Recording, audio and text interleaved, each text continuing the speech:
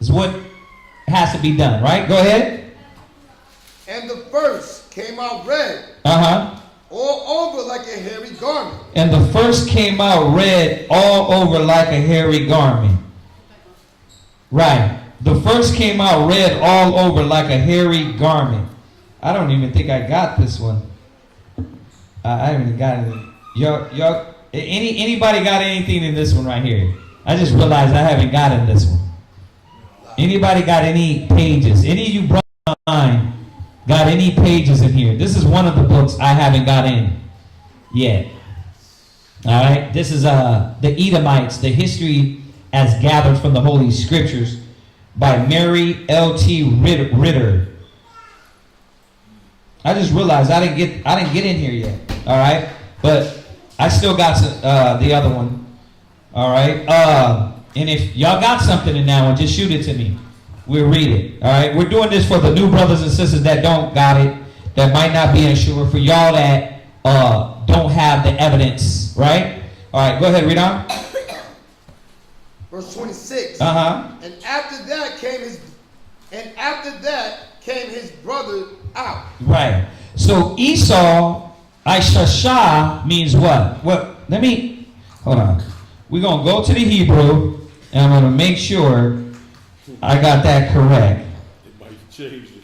25 and verse what? 25, right? And his name is called Esau. Ishah. Now, when you look at what was said in the scriptures, right?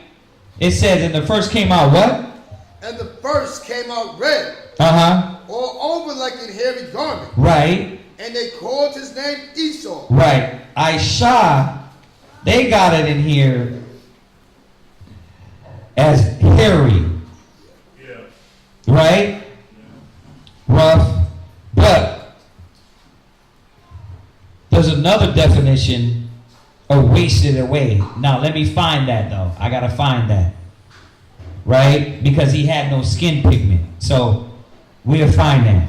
But that's what they got in here. Okay? Because when he came out, how did he look? Red. Hairy. Right? Remember, this was an anomaly. This wasn't like a regular baby. Well, all babies, when they come out, then why the hell they didn't name Jacob? Why didn't tell you nothing about Jacob? What was the point of talking about Esau? What's the point in jumping into the future? We're not going to read it today, but him dressing up, Jacob dressing up, putting animal hair on his body, if he was just a regular guy, right? No, this child was going to be the Encino man. He was going to be the wolf man. His body was going to be covered like Burt Reynolds, right? Or what's the comedian that hung himself? Oh, Robin Williams. Robin Williams. You look at him. They got their shirt, and what comes up under their shirt? Hair, like the wolf man. They're hairy as hell, right? So, read on. And after that came his brother out. Right? And his hand took hold on Esau's heel. Now, get ready to write down basics. Right? His hand took hold of Esau's heel. Go ahead. And his name was called Jacob. Right? And Isaac was 80 years old. All right, stop. Go to 2nd Esdras. Right. I want to start from there. Right. Now, key points. Why are we going here? Why? We're going here because we basically want to make last days. Esau's going to be dealing with Jacob. Okay. Do it again. Come on, you got it. Oh, come on. So basically, like the verse says with 7 and 9, basically Jacob is going to be with Esau in the last days. That's going to be captivity. Okay, somebody do it. Give me some more. Give it smoother. Why are we going here? What's been the whole point of this Genesis breakdown? What? We're pulling another account or another record Right. of what Esau has done through the history. Right. Esau, known as the so-called white man, has done historically, and what people do they fit historically? Right? Right. Esau grabbing the heel. Jacob grabbing his heel was symbolic. This was symbolic of us pulling them down. Now, we already know that because the prophecy says what? The elder shall serve the younger. We don't have to go into a deep understanding. He just said it. The elder was going to serve the younger. We were going to pull them down. Right? Even in Genesis, they shall bruise our head and we shall bruise their heel. We what? We're pulling them down. Right? And that's happening now. The truth is pulling them down. The word is pulling them down until we actually what? Rip their ass down. Right? We gonna rip them down. Okay? Right now it's spiritual. It's gonna get physical. Oh, yeah. But we need Big Brother to do that. God. We need Big Brother to do that. Okay? Read that. Where are we at? Exodus chapter 6, verse 8. Go ahead. And he said unto me, from Abraham unto Isaac, when Jacob and Esau were born, right, of him, Jacob had first the heel of Esau. Jacob. Now the Bible is talking to us. You don't need a real breakdown. It's telling us what it meant. Ever since this happened, listen to this, y'all. Key points to know that the white man is the Edomites. Read. For Esau is the end of the world. Stop. You stop right there now. You're going to stop this. Okay. Esau's the what? End of the world. Okay. Who the hell is ruling the world? Right. Who's bringing the world to a damn close? Well, it looks like Russia. Huh? Yeah, and they Edomites too. But it looks like Russia's going to do it. Yes, you're right. Esau. Those are Edomites over there. Right? That migrated through migration to the land of Japheth, Kittim, Gomer, Magog, and what? Now, they are ruling in those areas. That's why you think they're Japheth. Because you don't understand that they migrated there. Right? They took over those lands. Why is that strange? Who the hell's land is this? Whose land is this? It was originally our brother's land. But now what? All I see is paleface. Right? This is our land. Until the white man came and what? Stole it, took it. Now what? They try to act like they're the majority. They're not. We know the dark-skinned nations is the majority. They're a third of man. Okay. So we're getting this, right? Con? Who's not clear? So if I ask you to break it down, you going to break it down? What is this showing us here? This is showing us that evidence, the facts are Esau will bring us to the end of the world. So all you have to do is ask yourself the question, precious, who's bringing us to the end of the world? Is it an Asian man somewhere sewing us to death? He's sewing so many garments. It's gonna happen through them in the garment factory. They're gonna bring down the economics. China's gonna uprise us through them sewing. China ain't doing a damn thing. China ain't lifting themselves up as God, as Christ. They ain't going through history and wiping your nationality out of history. The Arabs ain't do that. The Africans ain't do that. That's the only one person, the deceiver. What?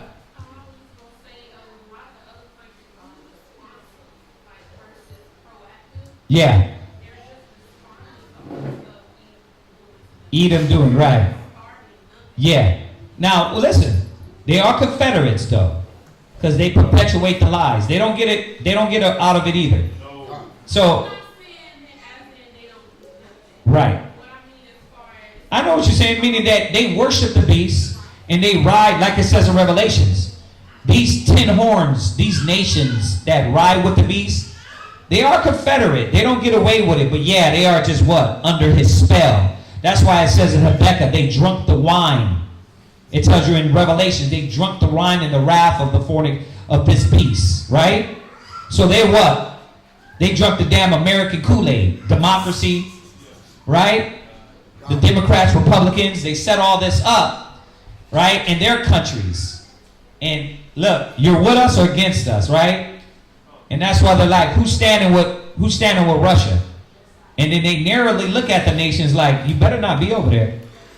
Iran, you over there giving them drones, missiles? Okay. You messing up now. So you know what I'm going to do? I'm going to start a little uprising in your country.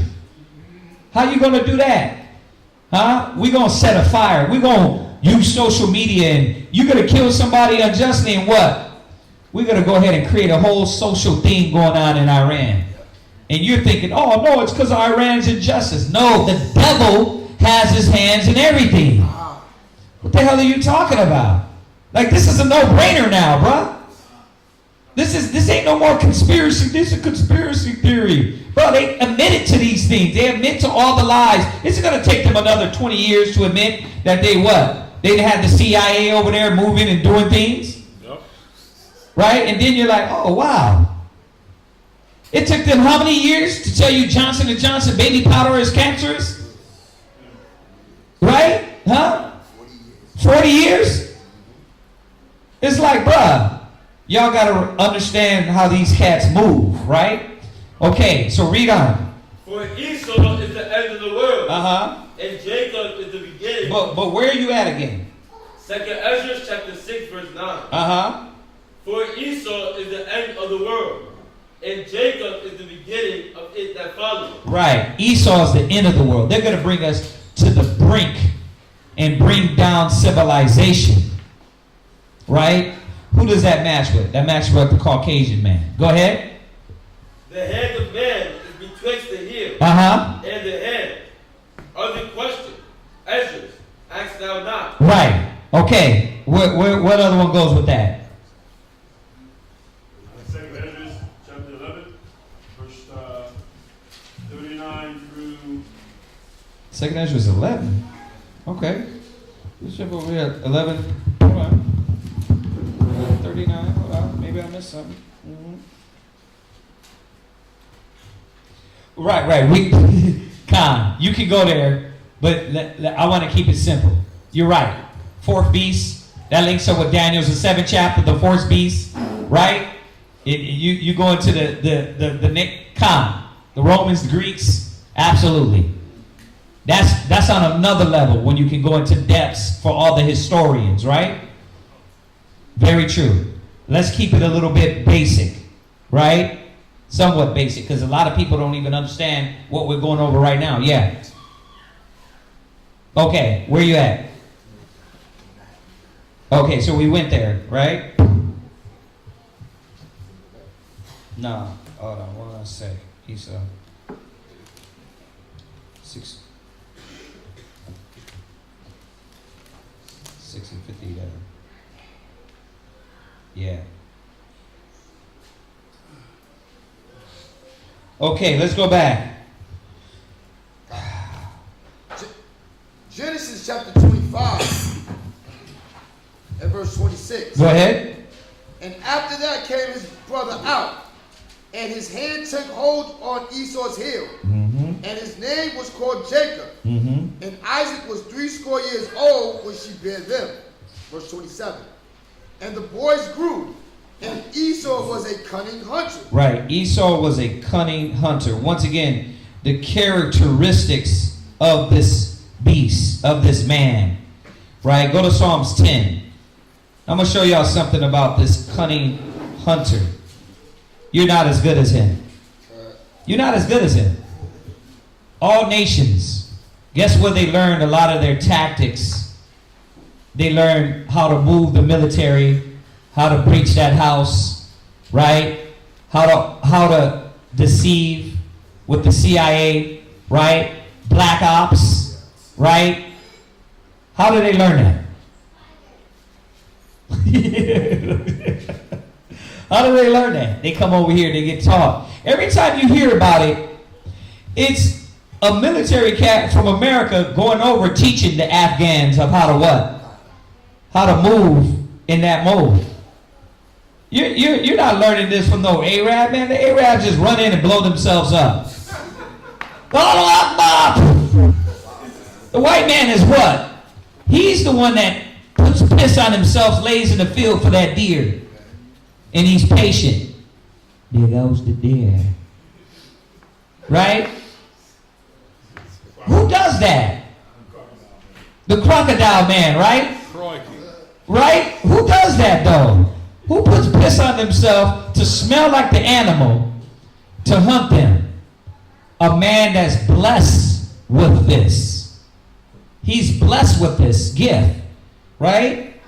And you're not as good enough. So while you were thinking about the black association of the gun hold, like I get guns now, bro. Trust me, they breach your house, guarantee you shot with the first bullet. Huh? You guarantee you shot with the first bullet. Esau's coming through. Right? We are barely learning how to use the sword. Esau lives this way. Right? Your first gun is from that Edomite.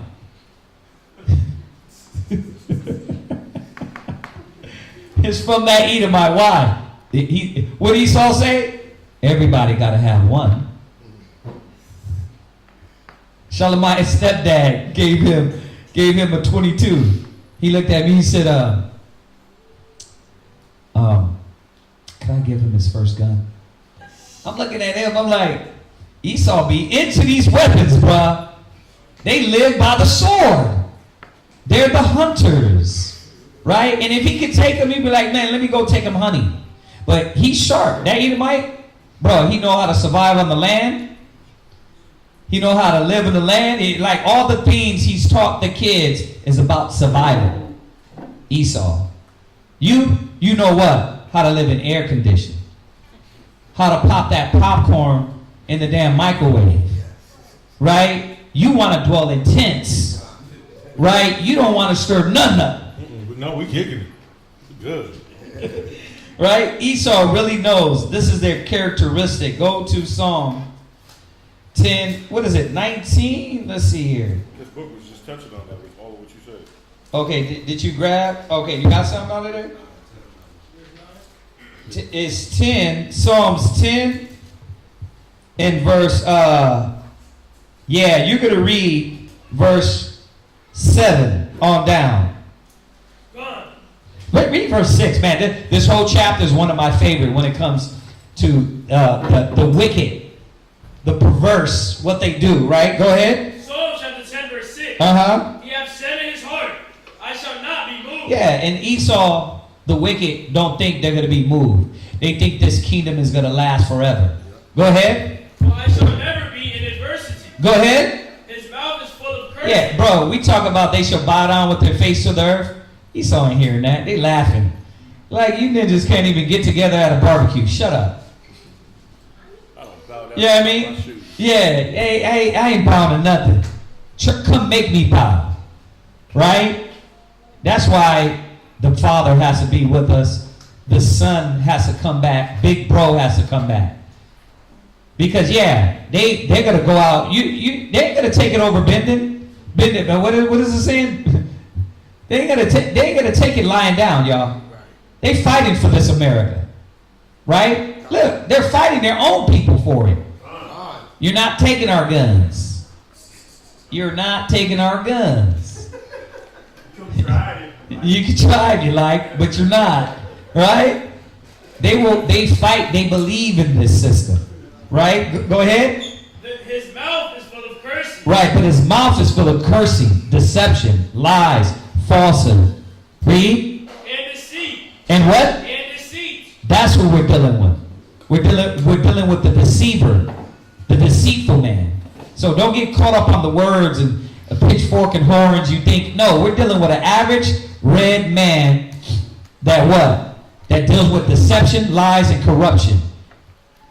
That's why the judge, you ran the red light, you didn't, right? But they will what? Swear to it. You ran that stop sign? They will swear to it. Well, I did, officer. I meant, no, you ran through it. I need to get my quota up. You're a damn liar. They deal with deception. They know they're gonna lie. Go ahead. And fraud. And what? Fraud. Fraud. They always want to be somebody they're not. They always want to be. Who are you now today? Huh? Beethoven, Mozart, Socrates. I'm Christ. I'm God. I'm a Native American. Oh, $5 Indians. Always Cherokee. Right, I'm always Cherokee, right? Putting shame on our tribe. What?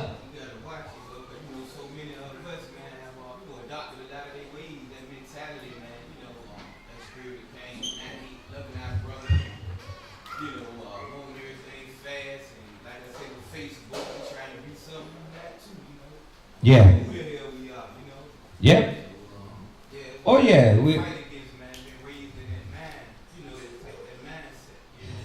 It goes back to the some of the brothers that have been killed by inseminated, by Esau, right? We said it earlier. The Fred Hampton inserts that killed Fred Hampton, right? They're all among us, brother. And right now, all they got to do is just get online and put out there what? Oh, Esau is the tribe of Japheth. Right? That's all they got to do. And then you what? You got a family member that's an Edomite. You got a best friend that's an Edomite. You're going to be like, I don't want them to be the hated ones. It's got to be somebody else. But no, it's them. All right, go ahead. Under his tongue is mischief and vanity. Right, under his tongue is mischief and vanity. It's all about commotion and drama and a big damn soap opera. Mischief. He keep you what? All mixed up in all kind of foolishness, darkness, deceit, and we what? We're part of it. The American dream is nothing but damn mischief.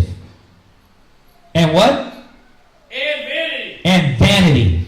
Right? America's based on vanity, vain things. Go ahead. He sitteth in the lurking places. What does he do? Sitteth in the lurking places. But when he parks that car, it's a whole different demon. You could be driving and you could be looking down the whole road, and the next you know it'd be like a serpent right there. He got that cop car parked in the way. It's like, how did I not see that?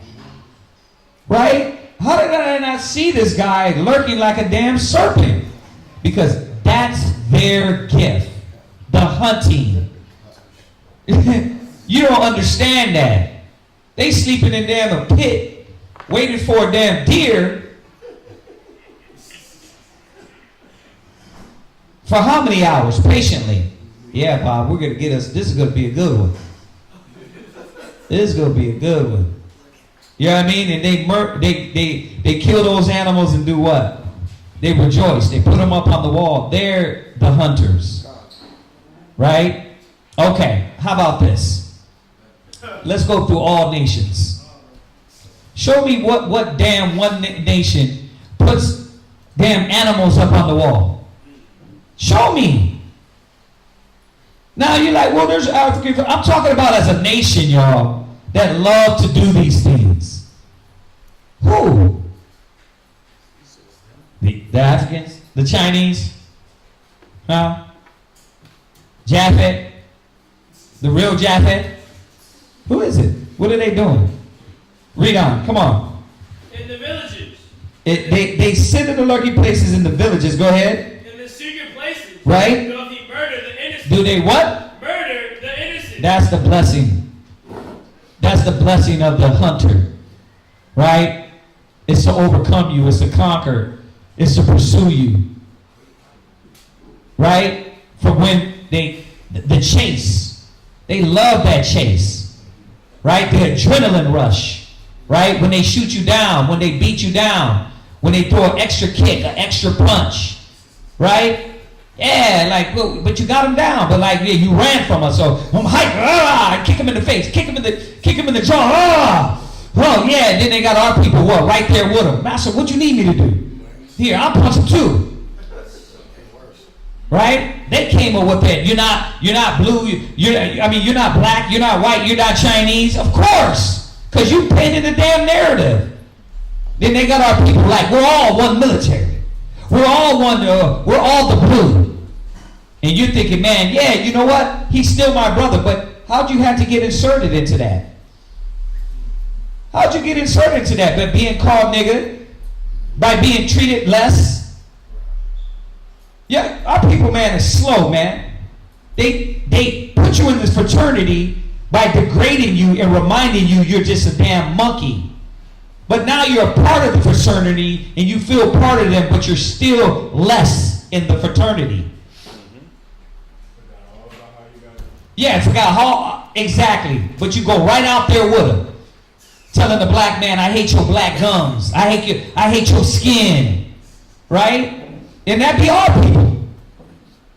I'm gonna say it to this day. I never understood why the black, Hispanic, Native American can join the military and the police force. I never understood it. Because all that, we want to change something, then what? When you get there, what? You just like them. You ain't changing nothing. Yeah, they getting those positions to make themselves exempt from the butt whooping that the wicked put on the righteous. They want to get exempt from the hellfire that they put on the blacks, Native Americans, and Hispanics. So you're basically perpetuating that what's the house nigga syndrome. What's his name? The Willie Lynch. Well, yeah, it's the house nigga, the Uncle Tom's. You know what I mean? Yeah, Stockholm syndrome. You fall in love with your captors, and that's what they project. That's why they get in those positions. Like they don't want to be a part. They got tired of getting hit on, so now they want to do the hitting, but they're doing it to their own people. Go ahead, read. His eyes are privily set against the board. Right, and that's what it is. They get more tickets in your neighborhood statistically. Stop with all this. That ain't true. Ben Shapiro likes to get on there and try to act like the world is even. That everybody feels it the same way. Like, bro, you Ben Shapiro's that Edomite that goes in on transgenders, the so-called Jew. But he swears life is even. Everybody's even. Everybody deals with the same thing. There ain't no systemic racism. There ain't none of that. This guy grew up, these Edomites grow up in lies, man. They grow up in falsehood. Right? Go ahead. He lied in wait secretly. Right? As a lion in his den. And that's what he's good at. He lie in wait and he thump on you, man, at the right time. He knows this is what he been blessed with. Jump back. Genesis chapter 25 and verse 27. Uh-huh. And the boys grew, and Esau was a cunning hunter. Right. A man of the field. Right, a man of the field. Go ahead. And Jacob was a plain man, dwelling in tents. Right. Jacob was a what? A plain man, dwelling in tents. Right. Jacob was a plain man dwelling in tents. Right? So let me throw a little bit. If y'all write this down, write the book name down. The Roman Empire, the Empire of the Edomite by William Beeston. Okay.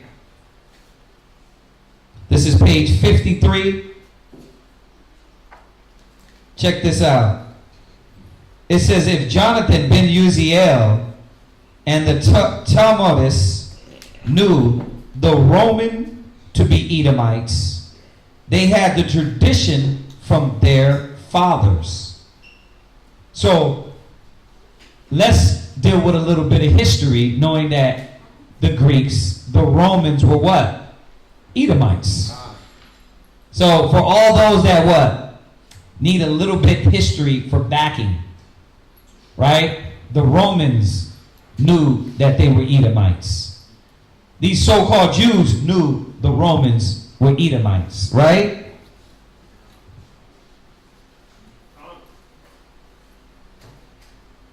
Okay, I got a few things in here.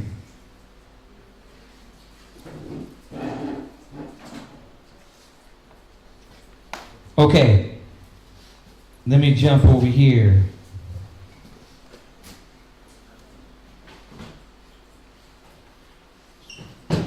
Okay, when did Esau obtain dominion? When he wandered from Mount Seir, and whither in his wandering did he go? Yet Rome's Idumean origin admitted. Remember, Idumea is who? Edom. Right? Now check this out. I mean, you can start up a little bit. It says here, whenever the Roman hold, cultivated, or possesses is a prey won by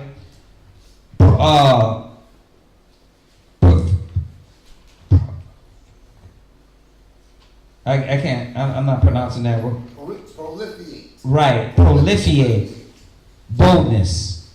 All their temples are erected out of the ruins of cities and the plunder of their gods, and thou shalt serve thy brother.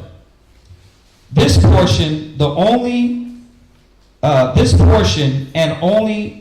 portion of the prophecy were certainly accomplished by the Edomite of the east. And it shall come to pass when thou shalt wander far away, when thou shalt have the dominion, that thou shalt break his yoke from off thy neck. To what part of the history of the Edomite yet ascertain will we refer these words for their fulfillment? When did Esau obtain dominion? When did he wander from Mount Seir? And whither in his wandering did he go?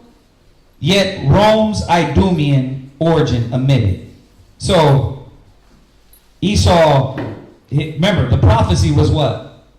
The dew. He was going to be, I'm quoting it, possess the earth, right? Am I quoting that right? No, that's in Genesis. He shall put the fatness of the earth, right? Right. So how did he get out of these lands? And a lot of brothers, you know why this part is important? Because people don't understand how Esau came out of Mount Seir and migrated into these different lands.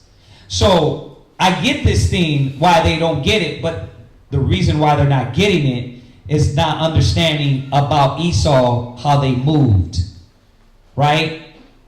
They moved into the land of Japheth. That doesn't mean they're Japheth. They moved over here to America and named it and stole this land, but this land wasn't even called that. Right. You see that? So we got to remember that. They moved into not only the Magog, Russia, Togomar, Italy, and Spain, and all these places. They moved where? They moved into our land, the Holy Land. They're calling themselves the Israelites. You see that? So they adopt these names by migration. And this is what a lot of brothers and sisters don't understand. So I'll get some more in here. Go ahead. Jump back. Genesis chapter 25 and verse 28. And Isaac loved Esau because he did eat of his venison. But Rebekah loved Jacob. Right. And Jacob sowed pottage, and Esau came from the field, and he was faint. And Esau said to Jacob, feed me, I pray thee, with that same red pottage, for I am faint. Therefore was his name called Edom. Right. So his name was turned into Edom, Adawan, which means red. Adawan. Adawan, excuse me. You can get those two mixed up. That's what I was going to say. Watch. Adawan is Lord, like your grace, right? Me Lord, right? And then Edom is Adawan, which means red, right? Go ahead. Okay. Verse 31. And Jacob said, sell me this day thy birthright. Right. Oh, nice. Okay. Verse 32. And Esau said, behold, I am at the point to die. And what profit shall this birthright do to me? Mm-hmm. And Jacob said, swear to me this day. And he sware to him. And he sold his birthright unto Jacob. Mm-hmm. Then Jacob gave Esau bread and pottage of lentils, and he did eat and drink, and rose up and went his way. Right. So, what point? Well, what it's going into is going into in that same book, the Roman Empire of the Edomite is going into the story a little bit. You know, just using some practical understanding. We know that Abraham was a rich man, right? Right. We know Isaac was a rich man. So if Esau, his son, went on a hunting trip, was he coming home to the projects? Was he coming home to like cornflakes with no milk, sugar, no Kool-Aid, no sugar, peanut butter, no bread? Right? He was coming home. There was provisions that would be there for him to not have to starve, to not have to just sell his birthright because he was famished, like he was starving. And even if he just came from hunting, why not cook what you had? Right. You know, or what about the fresh berries and the fruits and stuff of that nature? You know, it shows a little bit of what kind of mindset this man had that we see in them today. They don't want to wait for anything. They want to take. That's all they do is take. Y'all got that, right? Okay. Who's confused? Who's lost? Everybody's tuned in? Okay, all right, go ahead. Genesis chapter 26 and verse 1. Uh-huh. And there was a famine in the land, because the first famine that was in the days of and there was a famine in the land, beside the first famine that was in the days of Abraham. And Isaac went unto Abimelech, king of the Philistines, unto Gerar. Verse 2. And the Most High appeared unto him, and said, go not down into Egypt, dwell in the land which I shall tell thee of. Sojourn in this land, and I will be with thee, and I will bless thee, Mm-hmm. for unto thee and unto thy seed. What verse are you at? Verse 3. Uh-huh. I will give all these countries, and I will perform the oath which I swear unto Abraham thy father. Mm-hmm. Verse 4. And I will make thy seed to multiply as the stars of heaven. Right. And I will give unto thee, and I will give unto thy seed all these countries. And in thy seed shall all the nations of the earth be blessed. Right, right. And thy seed, all the nations of the earth be blessed. Okay, Ariah. You're reading from 26 and 5 to verse 29. Yes, sir. Genesis chapter 26 and verse 5. Mm-hmm. Because that Abraham obeyed my voice, Right. and kept my charge, my commandments, Mhm. my statutes, Mhm. and my laws. Mhm. And Isaac dwelt in Gerar. And men of that place asked him of his wife. And he said, she is my sister. For he feared to say, she is my wife.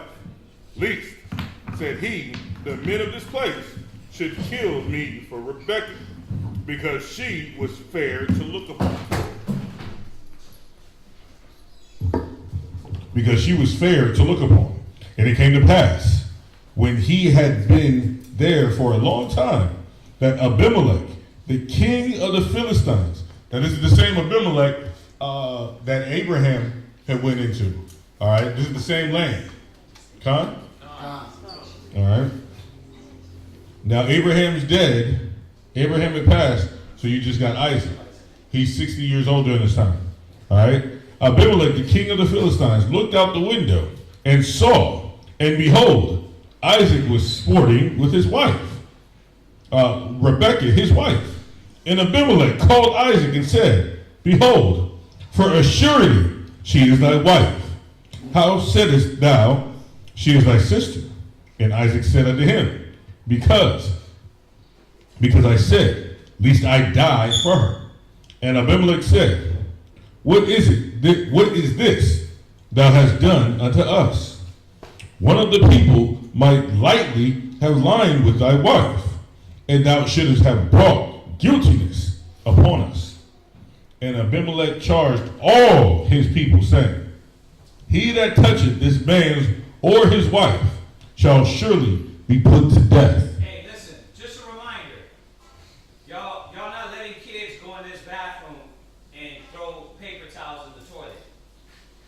God. Gone. Okay, you got, please, because these pipes are whacking here, so please don't do that. All right, because it shuts down and we're out for days without a bathroom. God. All right, so remind the kids. Wipes as well. Wet wipes as well. Wipes as well. Gone. Oh, verse 11. I'll read it again. You got a question? Yeah. Is this the same Abimelech that encountered Abraham? No, I don't think that's the same Abimelech. I think Abimelech's the title, but double check that. We'll double check. That's what I was thinking. It Yeah, might be a title yeah. like Abimelech is like a title. Yeah. He's going to check that, and we'll get back to you. And Abimelech charged all his people, saying, he that toucheth this man or his wife shall surely be put to death. And Isaac sowed in that land, and received in the same year 100-fold, for the Lord blessed him. Verse 13. And the man waxed great, and went forward, and grew until he had became very great.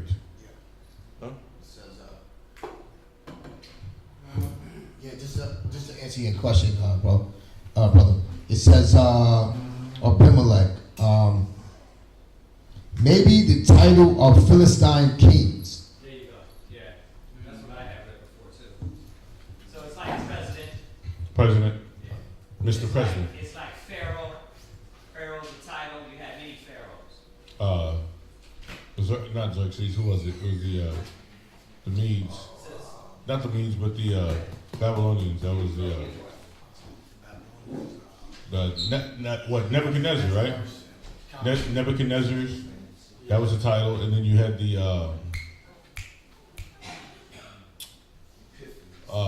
Epiphanes. Antiochus, yeah. And then what was the other one? Not Pontius Pilate, but Herod. That was a title. That was another title. Yeah. All right. Verse 14. Verse 14.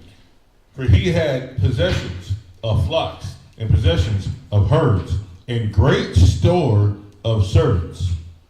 And the Philistines envied him. Look at that. That's where's the scripture? Me and Ace pulled it the other day. Show equality.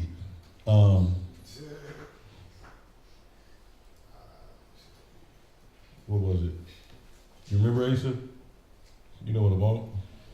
Hit me right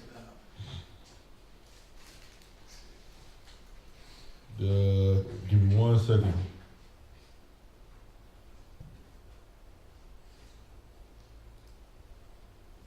Proverbs 12:26. There it is. Proverbs 12 and 26.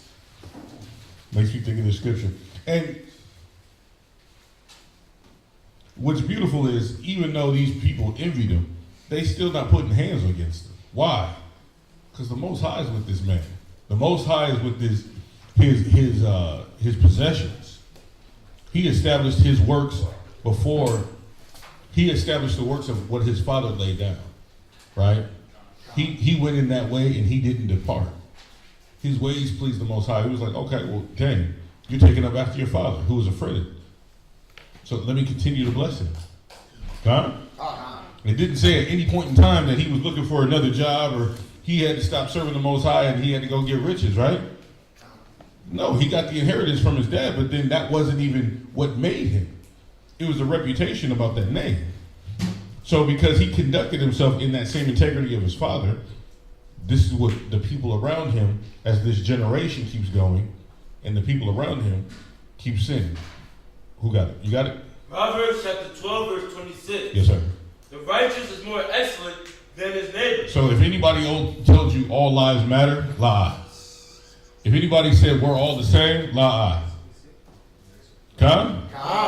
Read it again. The righteous is more excellent than his neighbor. This is the Most High, the Creator, letting you know there is no equality.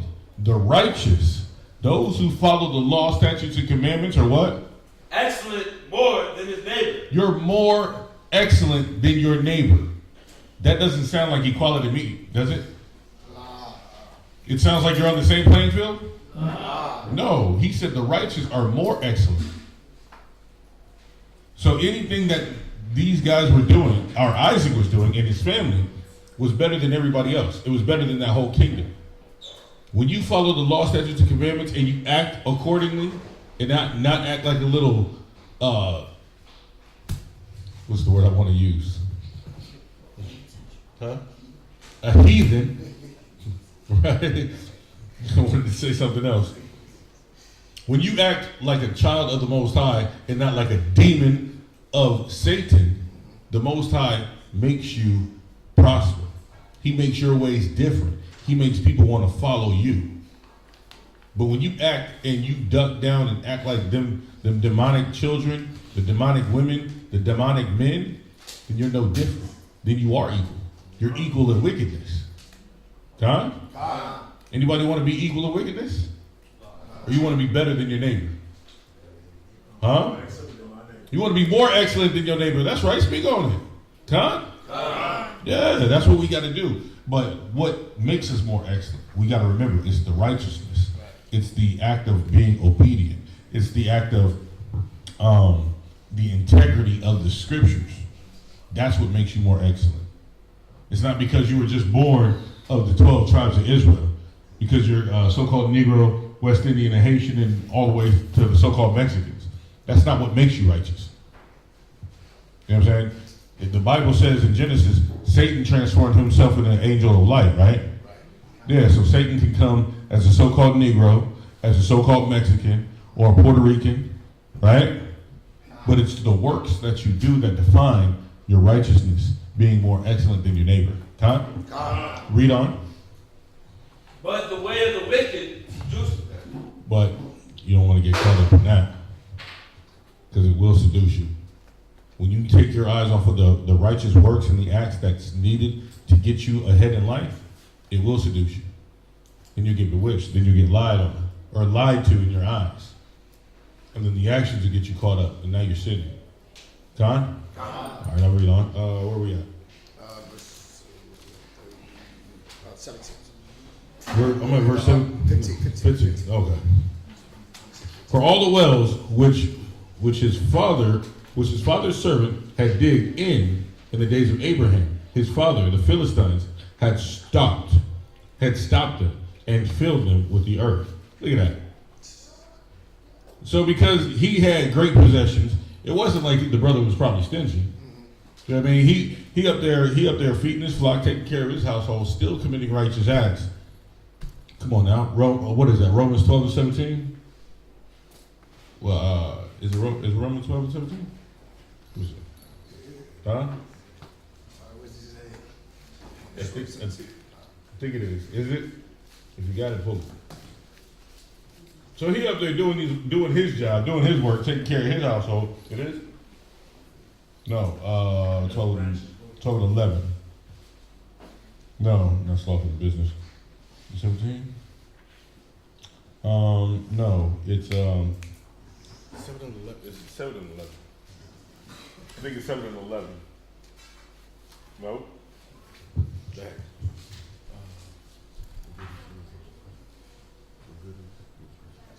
That's bear with me, because again, we touch over this.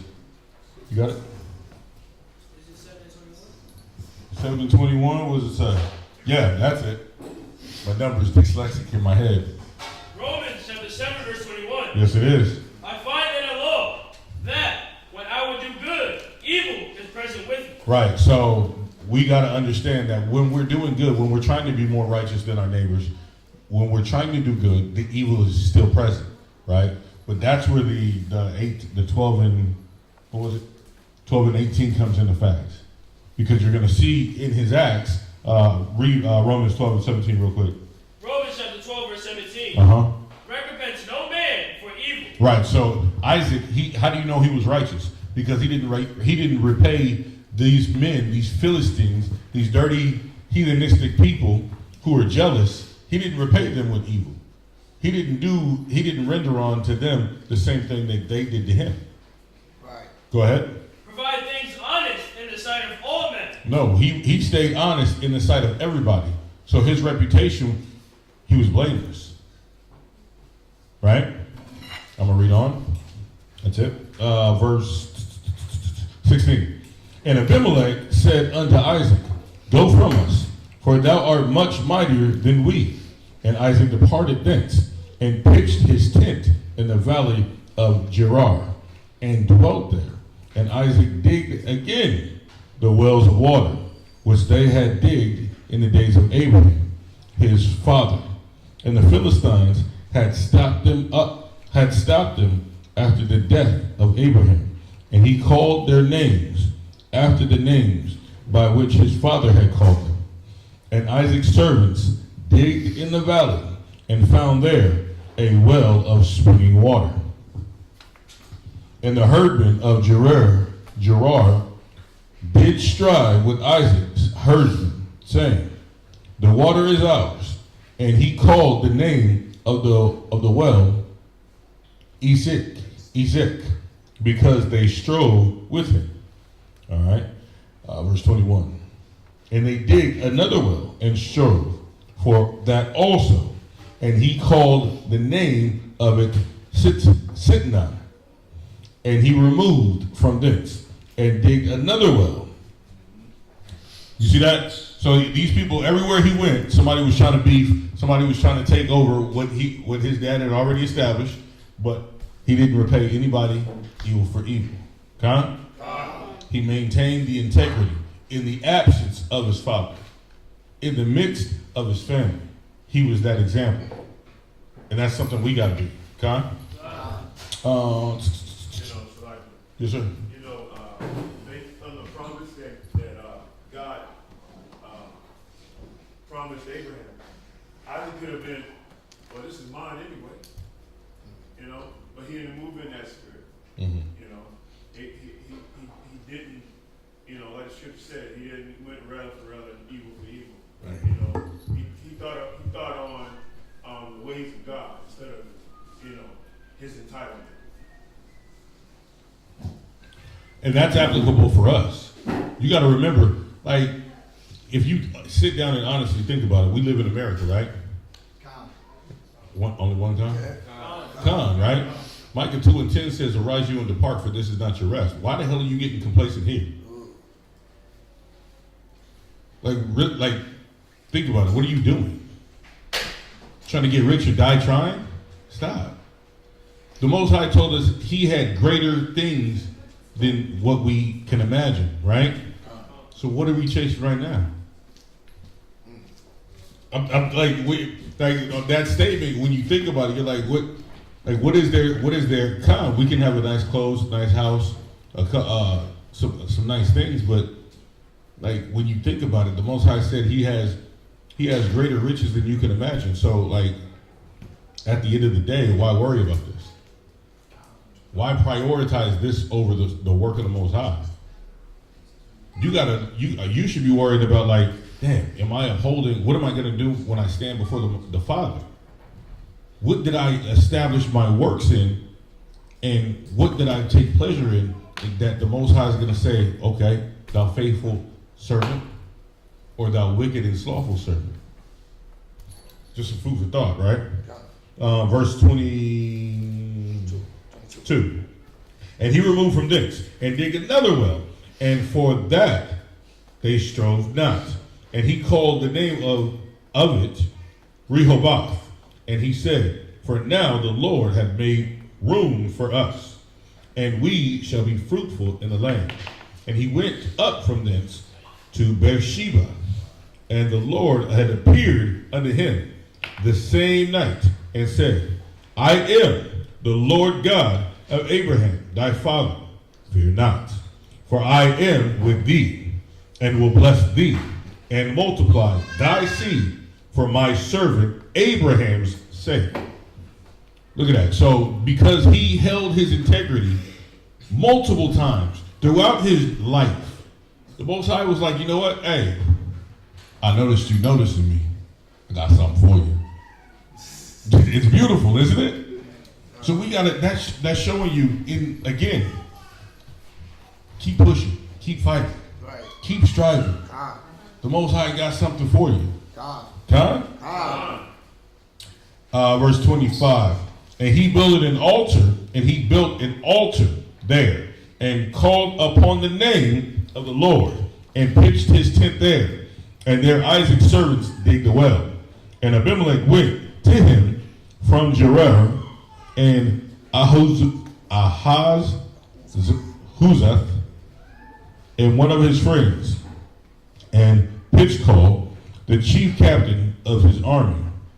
And Isaac said unto them, Wherefore come ye to me, seeing ye hate me, and have sent me away from you?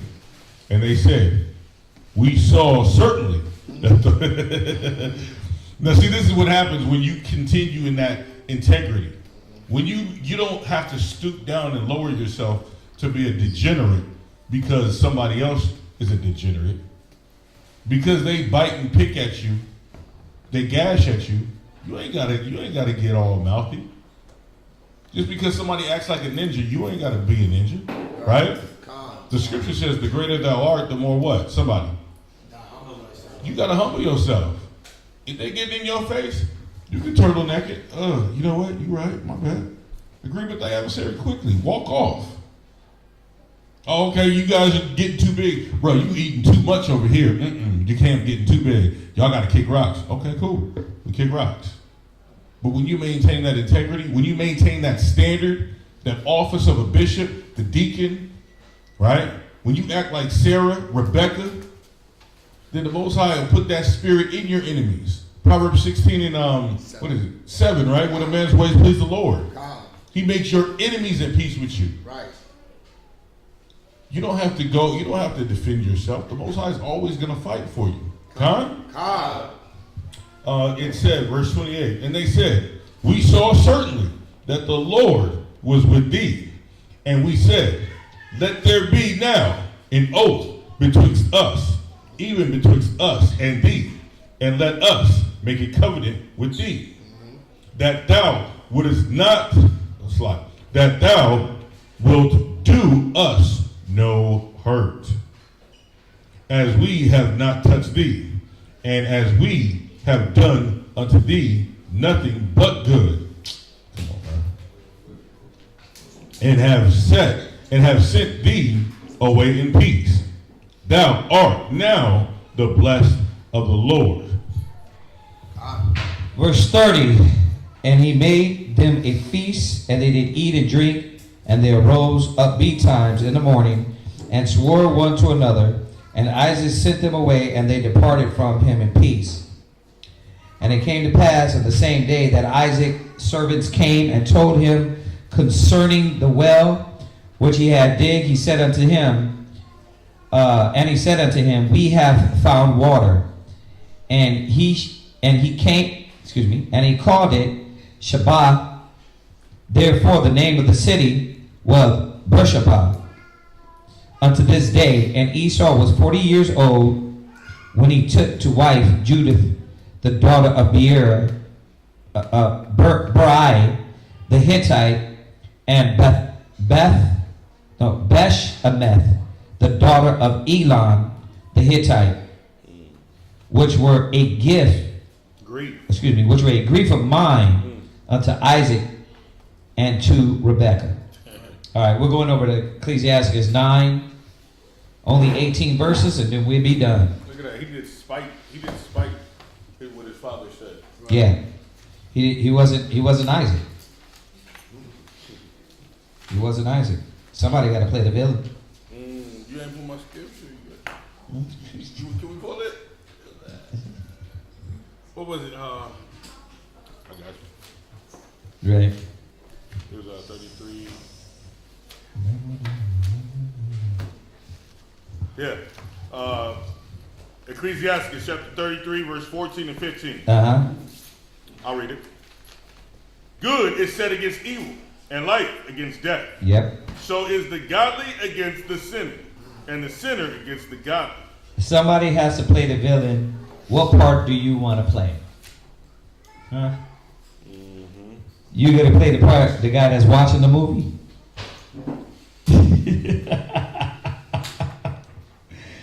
or you want to play the superhero?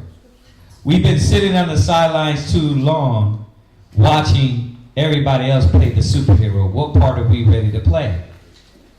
Who shall rouse him up? Right? Who's going to rouse Yahweh up? All right, Ecclesiastes 9, verse 1. Be not jealous over the wife of thy bosom. Con. Yee. Be not jealous over the wife of thy bosom. They say that's what that means. What that mean is, like it says in the law, the spirit of jealousy, right? When that spirit of jealousy comes on you, have evidence. Don't just walk around emotional, you know what I mean? And not understanding what she's really doing. You can't roll in a spirit of jealousy, right? You can't move like that. You have to know either if she's moving like that or why she's moving like that, but to just be jealous for no reason and be moving, you got men that do that, right? They move out of like, you scared for her to do anything because you scared she's going to fly. Well, you shouldn't have that. If you build your relationship on righteous rooting standards, morals, wisdom, the word, and she has the fear of the Most High, then you got to leave it into the hands of the Most High. You don't got to what? I got to always check her phone, right? That shouldn't be necessary. If you're jealous and spooky like what she's doing, then you're not teaching her correctly, right? You can't move around in the spirit of jealousy dealing with your rib, right? And if that spirit do come on you, get real evidence, not emotions, right? Right, go to there. Let's go there. What is it, Deuteronomy? Yeah, the law. Ain't that a trip? There's a law on what? If you deal with jealousy. You see that? It's like, well, why you gotta go to the Bible for everything? Because the Bible tells you everything. Just stop with all that. Stop with all that. Your way's right. Your way ain't been right since inception. Let's go to the scriptures and let's find out how it say. So now I gotta be now I gotta be jealous the way you say. Yep, just like the Lord says. There's a there's a proper way to be jealous, right? Because if not, what do we do? What do we do? You that spooky guy that what? She walking down the mall, and then what? Who you talking to? Who that? You know him? Bro, if you got to move like that, there's an issue. A lot of trust issues, right? You should be able to move and know that, okay, she's going to move in the spirit of the Most High. But when you got her butt naked in the mall, nipples out, butt out, right? And then every guy looking at her, what do you think she's going to do? She's going to look for greater attention, especially when you're not giving her, right? So where are we at? It's in Numbers. Is it? Okay, my bad.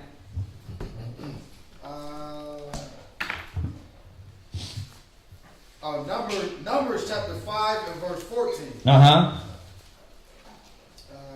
Yeah, I think that's it. Okay. Let me Or see. do you want it from higher? Hold on a second. No, that's 14. Start at 14. Okay. Mm-hmm. Numbers chapter 5 verse 14. And the spirit of jealousy come upon him, and he be jealous of his wife, Uh-huh. and she be defiled. Right. Or if the spirit of jealousy come upon him, Right. and he be jealous of his wife. Right. So it's two things. If she did it, if she didn't. Right?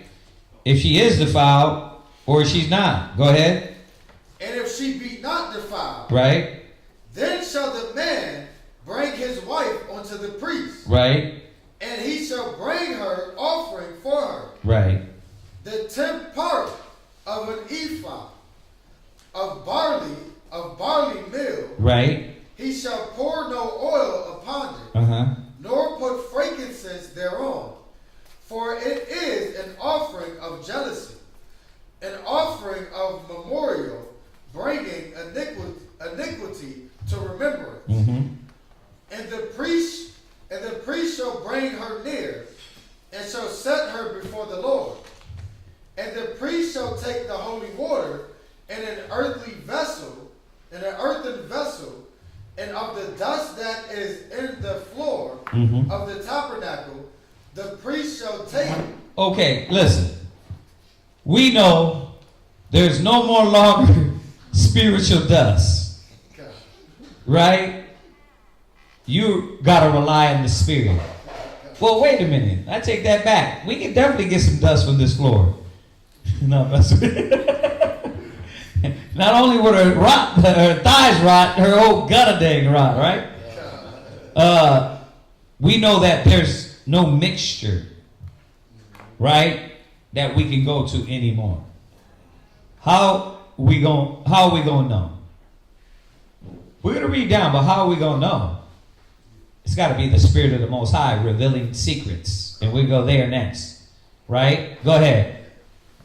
And put it into the water. Verse 18.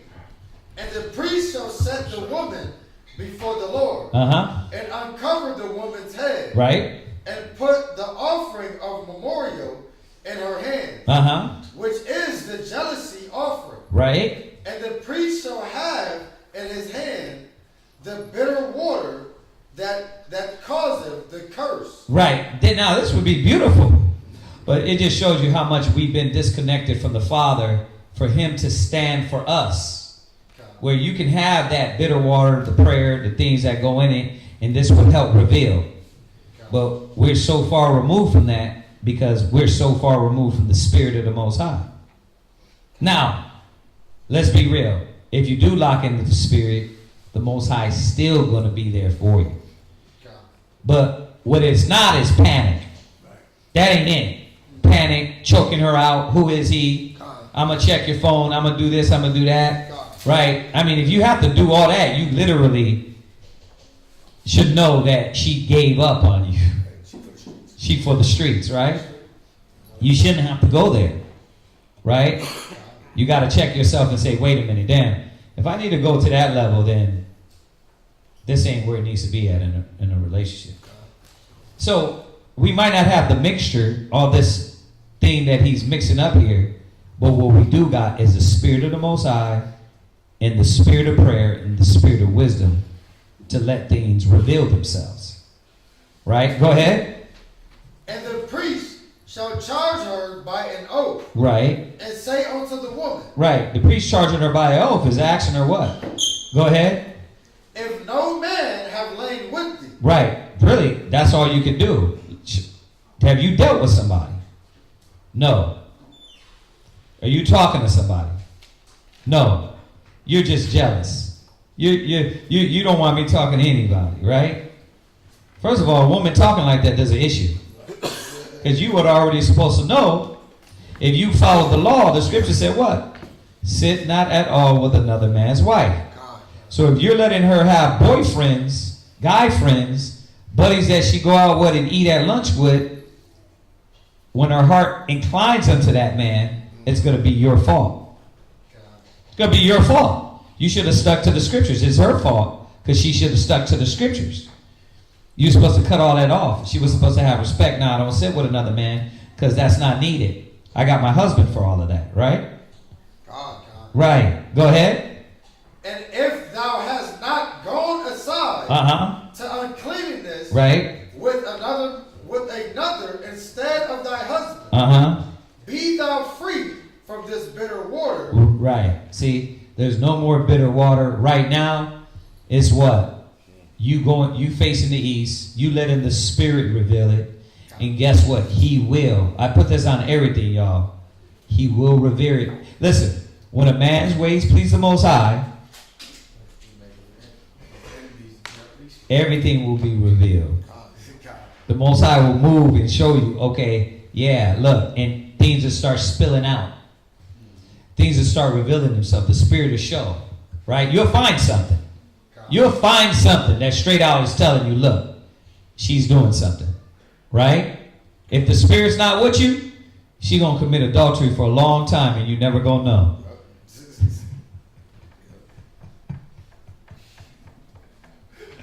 Bruh, the Most High gotta be on your side with everything. You would never know. You'll found out years later, like, damn, she was doing this the whole time. It's like, and the Most High never revealed it to you because he was checking your ass. You was doing something that was out of order. You was doing something that was wrong. And the Most High went on your side with it. He was like, I'm going to show you how this feels to trick on me. She going to trick on you, right? Remember that. Hosea says that. He said your wives are going to be whores, the daughter's going to be whores, and what? He's not going to correct them. Right? So, you got to ask yourself, well, why didn't the Most High reveal this to me? Right? So, we see from here what we can get from here because there's no water potion to make her thyroid, is that we got to be in the spirit of the Most High. Right? Which one I asked for? Don, I got two of them. Which one I asked for? Ecclesiastes 23. Okay, go ahead. Or do you want second Ezra? Go to 23, Ecclesiastes 23. Because I want to go hard too. Yeah, read it. We go both of them. Okay. Uh-huh. Ecclesiastes chapter 23, verse 19 and verse 21. Uh-huh. I'll read it. Such a man only feareth the eyes of men, and knoweth not that the eyes of the Lord are 10,000 times brighter than the sun. Right. So what is that telling us? That the Most High sees all these things. Right? If things are going to be revealed, the Most High sees it. So are you locked in with big bro in your papa? If you locked in with your papa, he's going to move, he's going to show you something, he's going to reveal something. If not, remember the scripture said the law is an oracle, right? So imagine, you know how they look into crystal balls and it shows them things?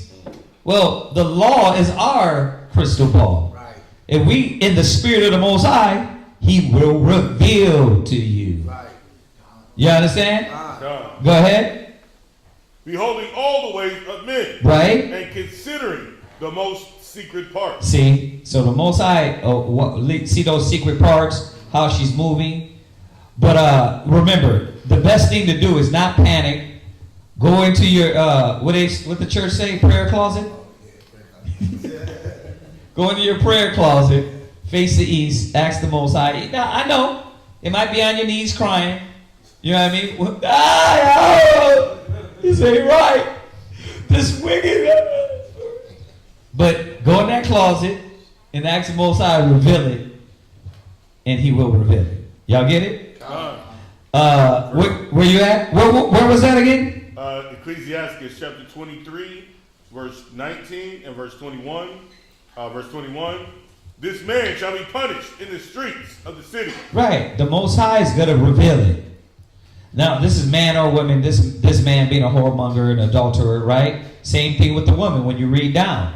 Go ahead. And where he suspected not, he shall be taken. He shall be, read that again?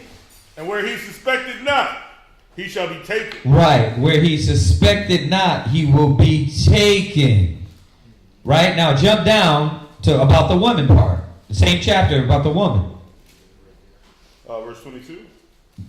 Is it? Go ahead. Yeah. Thus, verse 22. Right? Thus shall it go with the wife that leaveth her husband. Right? See, all these women that do that, they go run and hide. They got Gustavo on the side. You know what I mean? Tyrese throwing their back out in the gym. Right? Go ahead. And leaveth their husband. Right? And bring it in error by another. Right. You look at these retarded kids, slow kids. You look at these kids that's born with defects. Right? Now I'm not saying all of them, but what did the Most High do? The Most High is not respecting an adulterous generation. Right? I'm not saying all of them. I'm just going off what the scriptures say. Right? The Most High, a lot of times, these births don't even come to pass. Watch, read on. Verse 23. For first she had disobeyed the law of the Most High. We know that. She broke the law. Obviously, she's sneaking around. She knows she's doing something wrong. Read. And secondly, she had trespassed against her own husband. She don't give a damn about that. That's why she would do that. Go ahead. And thirdly, she had played the whore. Right. Obviously, that's not even in consideration. Read. In adultery. Read. And brought children by another man. Right. And they brought children by another man. But let's get down. Read. She shall be brought out into the congregation. And inquisition shall be made of her children. See, of her what? Of her children. The Most High knows how to affect those kids brought forth through adultery. Most High don't joke. Right? Now, that's if the Most High is on your side. You're like, well, there's a lot of kids that came through adultery. Yeah, because the Most High went on these men's side. There's no reason to check that woman. The righteous, the Most High will say, nah, I'm not going to let this happen without a check. Right? So, yeah, Khan, you're like, Kazaki, there's a lot of women that committed adultery and ain't nothing happened. Because the Most High wasn't with them. There was no magic potion for them, for the women's rot to die. Thigh to rot, excuse me. Go ahead.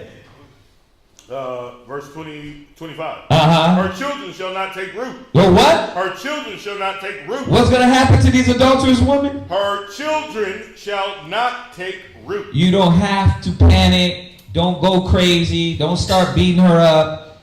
Be not jealous over your wife. Let the Spirit bring it out.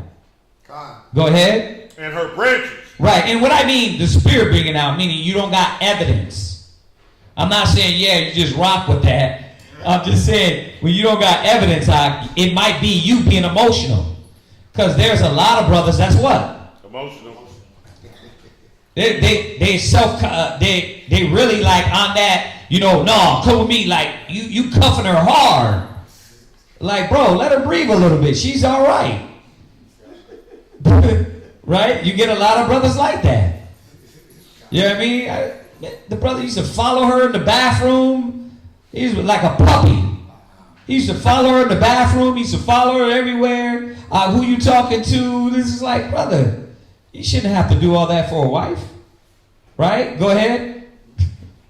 Her branches, her children shall not take root. Right. And her branches shall bring forth no fruit. See, I wasn't speaking presumptuously on that, on the kids. The Most High will hit those kids. See? So, this is what it means. You got one more?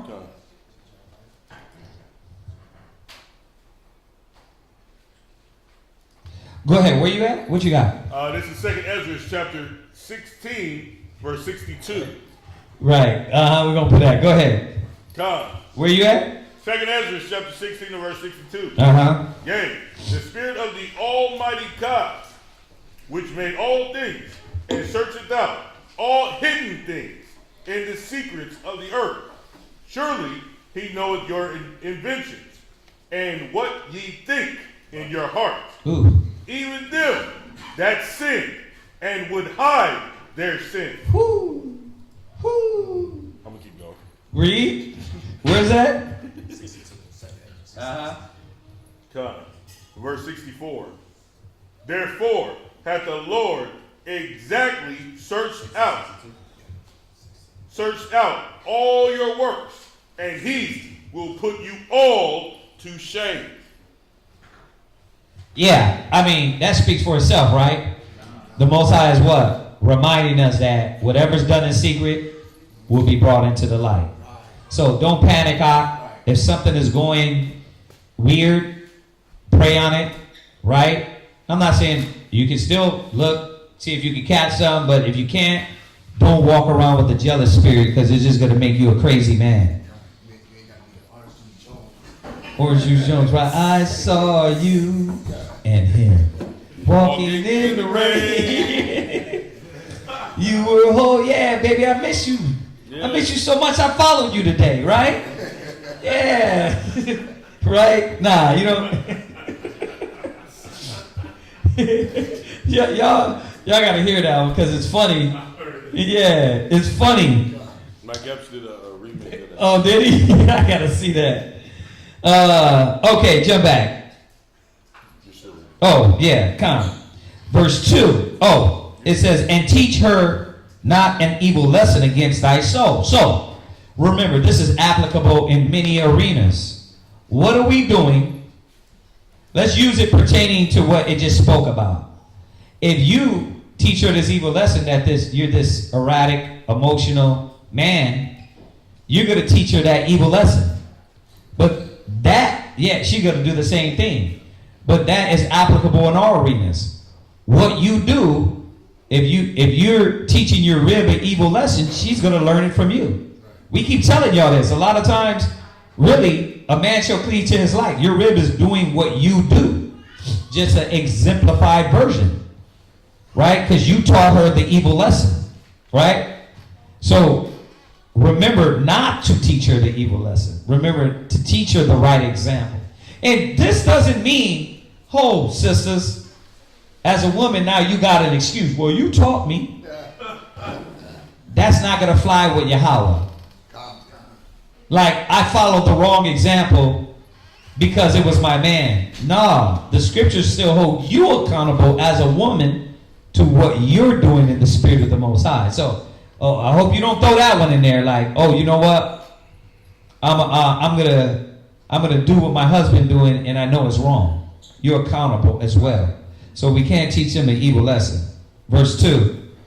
Give not thy soul unto a woman to set her foot upon thy substance. Uh-oh. The secrets are coming out now.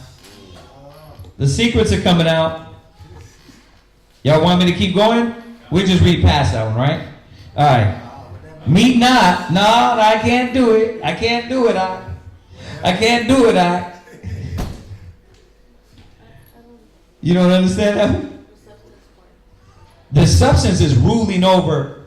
Okay, first of all, you know what mode she's in. You know she's in. You know she's in. I don't give a damn. I will leave you in any minute. But you're going to put the credit in her name, the car in her name, the house in her name. You a big dummy. You deserve, when she leaves, she's like, yeah, you leave, but that car's staying. Because you put it in her damn name. You never give her power over, rule over your substance, because a woman will, remember, we went over Precious Exodus the other day. All wickedness is little to the wickedness of woman. So when she snap, is she going to be like, you know what, I'm going to snap, but I'm going to be in the spirit about this. You're still my Lord. No, she's like, listen, I'm going to do everything in my power to show you how out of order I am. Right? Is she not? Or she's going to be cordial about it. Show me a cordial sister that divorced her husband. Show me. Put it in the chat. Now, show me one sister that's cordial and that's still in order when she divorced her husband. Okay, so common sense would tell you, why would you put her over your substance? Why? I'll tell you why. Because you're naive and you didn't realize what you was dealing with. That's why they're smart in doing what? What are they doing? Why you a dummy, right? And putting everything in their name and giving them power over your substance and control over them. What are they doing? Separate bank account. Right? They know the power they got. They know the white man gave them certain rule. Right? When they first leave, what are they doing? I'm taking the kids. Why? Because they want to be lazy as hell and sit on their ass and get child support. So they know that's what power they rule. They rule with. They're not going to be like, listen, you can have the kids. That's rare. Rare. Only accounts they do that is when what? They're the selfish woman that didn't even want to be bothered with kids anyway. That's happened to in the truth. When they don't even want to be bothered, they like, man, I don't want these kids anyway. They're like, you can take the kids. But if they want real control, and if they want to get some money out of you, they're going to do what? Listen, I'm taking the kids. I'm going to get child support. Oh, that car's in my name. I'm taking that. The house is in my name. You move out. The scriptures is warning us. Give not thy soul over to a woman. First key point. What, I know, this was supposed to be a secret, right? I mean, it's out now, right? They know what? Damn, he don't supposed to do that. No, he don't supposed to give you his soul. Right. Well, why when you look at me in the eyes, I don't feel like we used to? Because I realize that I'm not living just to walk with you in the park anymore. That's why my look is different. That my whole life ain't geared to kissing your ass and living for you. I know, it's eye-opening. Now, let me say this. That doesn't mean a man doesn't love his wife. He doesn't walk with her in the park, and he doesn't cherish her. What it means is that he's not giving his total existence over to a woman. That's what this is meaning. It's not meaning that I can't be a good husband, I can't look at you in the eyes. I'm not saying that. I'm saying that when we did that in the world, you literally woke up daily to work for your wife, your kids, and that was your existence. The father wasn't the first being that was on your mind. He wasn't even on your mind. It was what? I got to take care of the kids. I got to please my wife. Happy wife, happy life. So let's put things in perspective. Giving your soul over to a woman, it was never supposed to happen. It was always supposed to be for the father. So that's what it means. What question? It was a comment. What's the comment? We talked about this with sisters the other day about the disconnect that a couple could feel in the truth, because especially if you were in the world with them, the time that they spent together, and then when you come in the truth, suddenly they're not there like they were. And being in the truth that long, I noticed, because I remember talking to you, it's like, how are we together? But what I told them was, the connection that we get is more spiritual. Like me and you can talk about so much stuff and still be connected and spend time and enjoy each other, but it's not on those, it's not no longer like in the movie moments, or we go throw a sheet in the park and feed each other great moments. yeah, like a feeling Yeah. that you're just like, oh my God, it's him. It's kind of like, Right. like it's this connection of like we can understand each other. Yeah. You go like that and I already know what you're saying, kind of thing. Right. He makes me feel really good. Through carnal perspectives. Right, like he sits with me every weekend. And Right, we feed each other spaghetti. We feed each other spaghetti. You know what I mean? You sipping my wine and I'm sipping yours. Right. And once again, disclaimer, it's nothing wrong with that. But what she's explaining is that like when you come to the truth, there's that connection might not be there as much because you got other jobs, other duties, other commitments. Your mind is changing, your spirit is changing about things and everything. And then a lot of times when you come in, you realize, damn, I literally gave my soul to a woman. My whole existence was for her. And now I realize it's not. So when you dial that back, she's like, wait a minute, it's not the same. You're not kissing my ass like you used to. And he's like, yeah, I'm not, because I'm kissing the Most High's ass now. I'm about the Father now. And you're like, yeah, but I need a man to bow down to me, worship me like they used to. Right? And you're not doing that no more. It's just not the same. And then you come with all the soap opera, we're not the same anymore. Things have changed. Well, what's changed is that I snapped out of giving my soul to you, and you're my wife. You're not my God.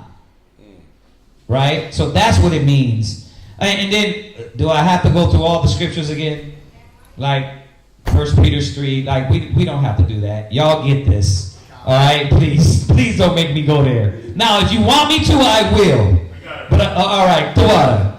Because I'm like, well, where's that at in the scriptures? Let's go there then, right? What? Oh, no, you answered it. I was like, so she's not supposed to, because I had a brother talk to me about that. Like, his concern was, he looked like he was vexed by it because she's always throwing at him like, we don't have no cuddle time, no boot time, and right. We don't have no. You always busy. Like, shit. If you was busy too, you wouldn't be saying this. Right. And I let him know though. The problem she's complaining is because you don't have her busy. Mm-hmm. You gotta have her. You gotta have her being in the same in the same mind, the same judgment, which means what? Put her lazy butt to work, like your ass is to work.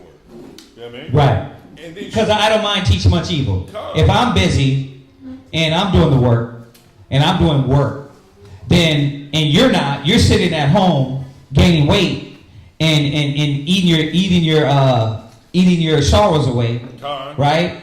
Then you gonna get caught into this idle mind, right? Right? So go to 1 Corinthians 16 and 15. Just on that point real quick. Go ahead. 1 Corinthians chapter 16, verse 15. Go ahead. I beseech you, brethren, ye know the house of Stephanus. Right, the how, the what? Stephanus. The what of Stephen? The house of The wait. The husband? The house of Stephanus. Oh, what, just the wife. The house of Stephanus. So the house. The house, what? Of Stephanus. Uh-huh. That it is the first fruits of Achaia. Right, so this is the house. The family that did what? Open up their house to the ministry. Go ahead. And that they have addicted themselves to the ministry. If you was addicted to the ministry like me, we would be on the same page. But the problem is, what are you doing? You're sitting around and you're not motivated by the new passion, the new work. So that's where the disconnect could be. We don't got the same passion. And that's what you're starting to see is like you drifting apart a little bit because you're like, well, I have given up all for Yahweh Shai. Have you given up too? And she's like, nah, I'm not on that yet. I'm not on what you're on. Now, once again, I'm not saying you can't sip wine with her, you can't feed each other spaghetti, but what the point is this. Where's your soul supposed to be connected to? Your daily life, your daily spirit. You know what I mean? I love my rib, I love my kids, but my whole dedication ain't to live, to breathe that they breathe. They're second to the Father, right?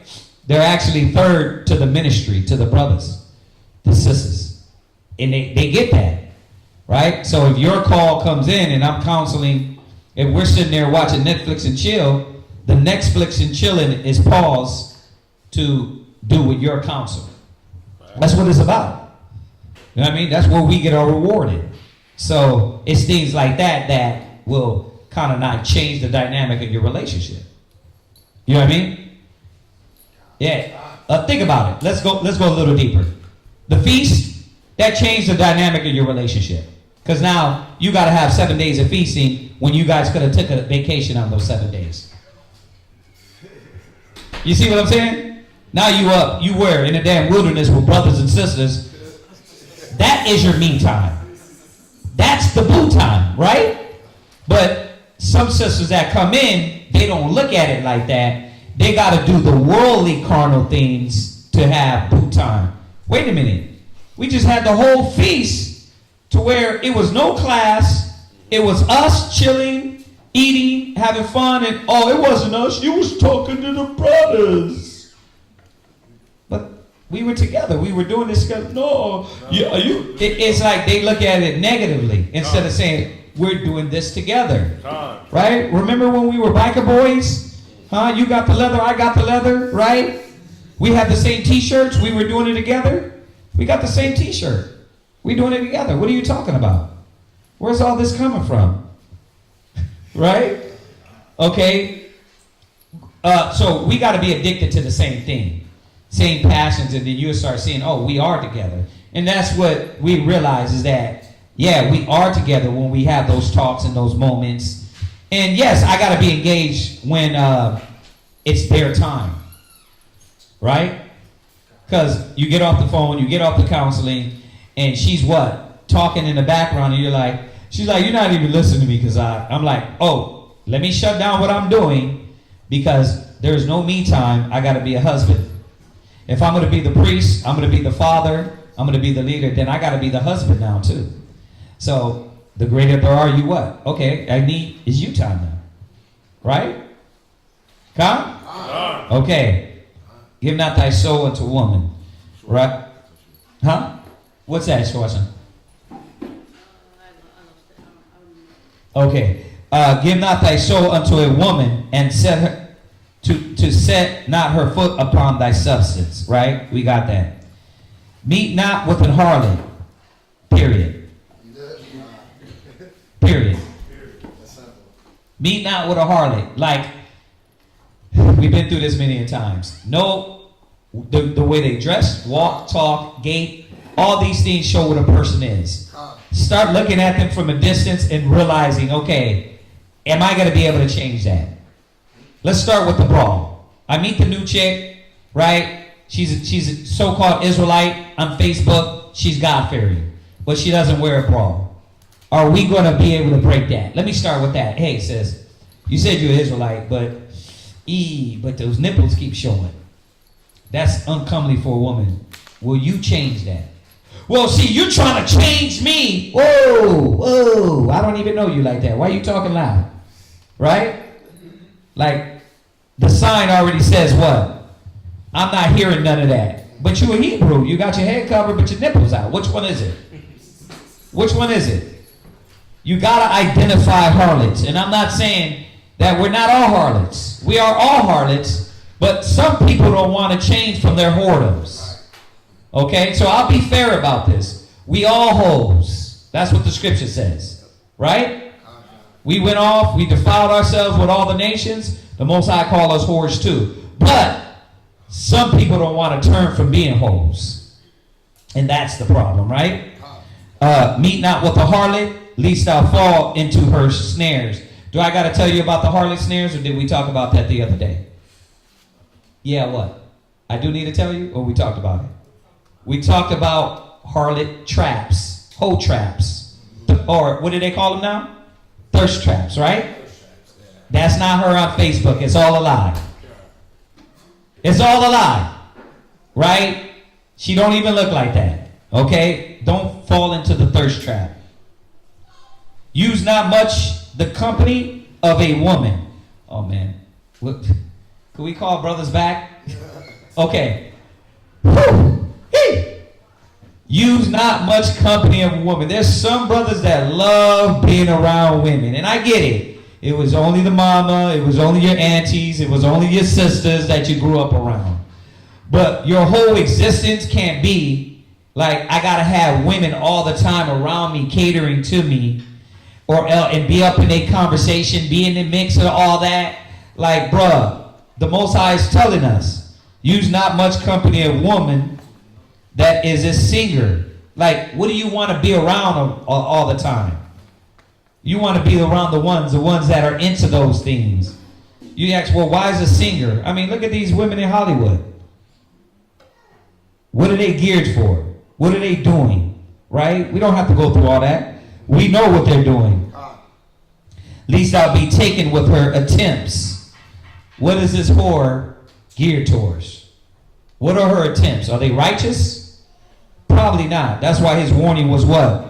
Give not thy meet not with the harlot, lest thou fall into her snares. Right?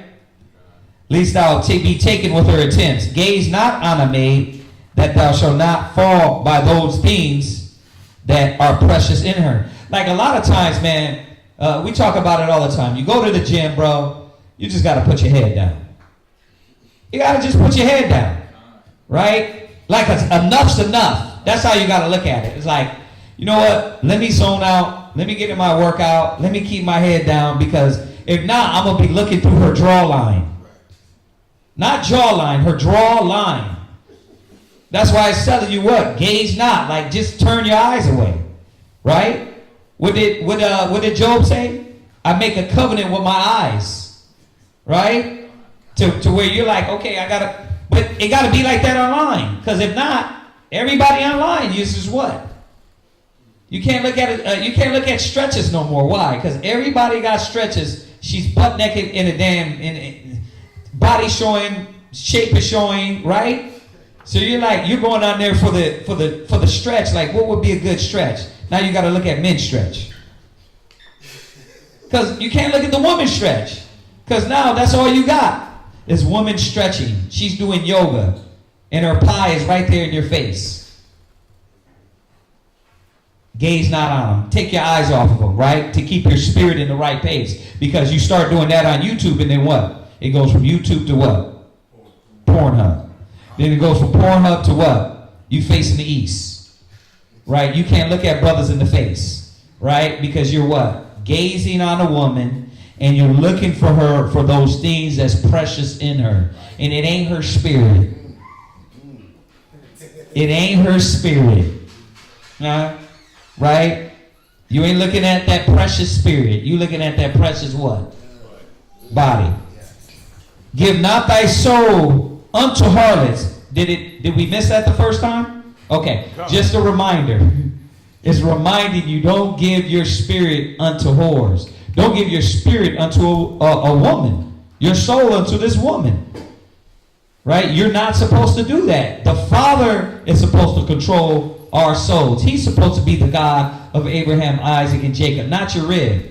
Well, yes, y'all think this is funny and it's like repetitive, but how many of our brothers and sisters out there that give their soul over to women?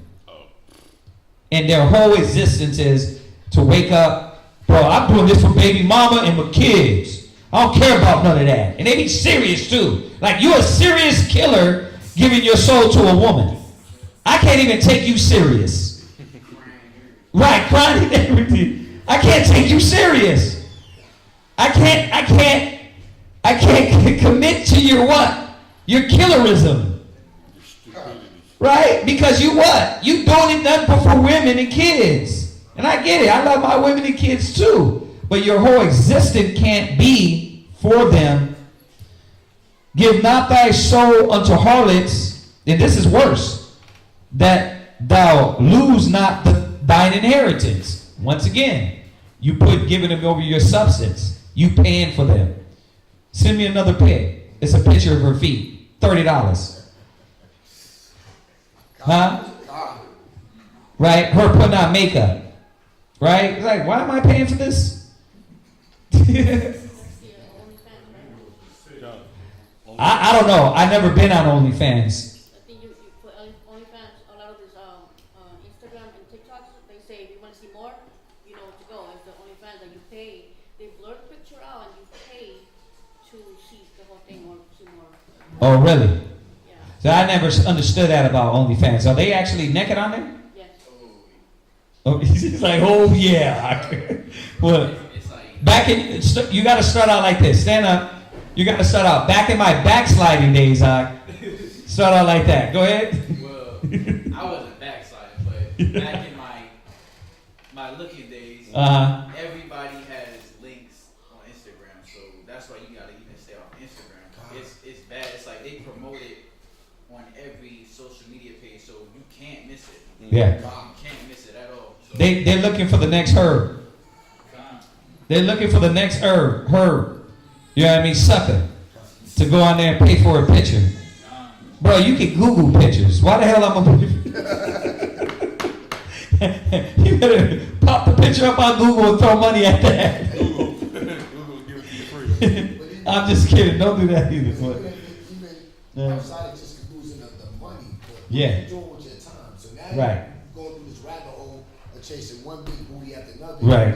But wonder why you don't got the precepts. Wonder why you don't got the breakdowns. Yeah. Wonder why you don't have to. Wonder why you're getting bored in class. Right. So class is boring you, but that wickedness, that sin ain't boring you. Like, we gotta think, man. We gotta think about these things. Go ahead. Come. Read. All right. Read it one more time. Verse 7. Look not around about thee in the streets of the city, neither wander down up in the solitary places thereof. Stay out of those streets. Right? Make it right with your wife. And if you don't have a wife, the Most High will supply it if you stop doing negative. If you please Him. You're like, damn, I can't get a woman. Is that why you damn masturbating? Because you can't get a woman? Well, don't you see the cycle? You break the law, you please the flesh that way, and the Most High is like, well, I'm not going to give you a woman because you got your way. If you want it to be through me, well then lock into the Father. But once again, you got what? Let me guess. You got excuses, right? Too many excuses instead of really trying to serve the Most High, right? And I know it's hard, but you can beat it. You can do it. Don't entertain. Have godly sorrow. Don't entertain these things. Listen, I used to be the picture guy too, because I thought that was okay, right? You know what I mean? You could go on and look at pictures, look at images. I'm going to say this.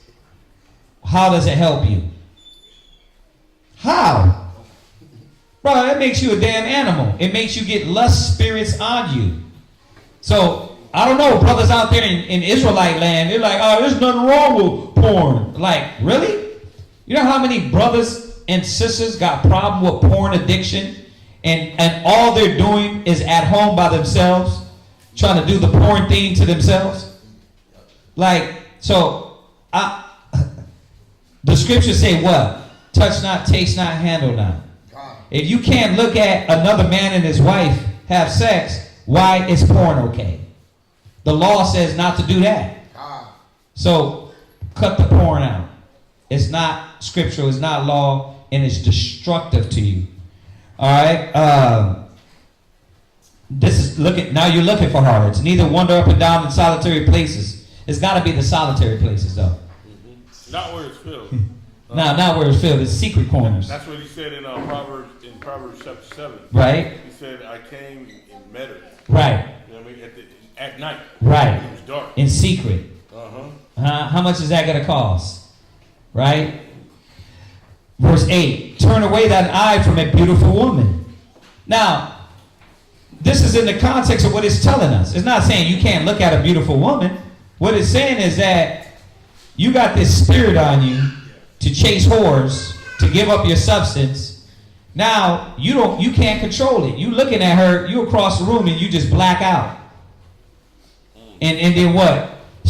Sir, we have to ask you to go. Why is that? Well, there's women that caught you staring. You gotta go. You over there like, oh, I wasn't, well, yeah, you were. You blacked the hell out just doing this.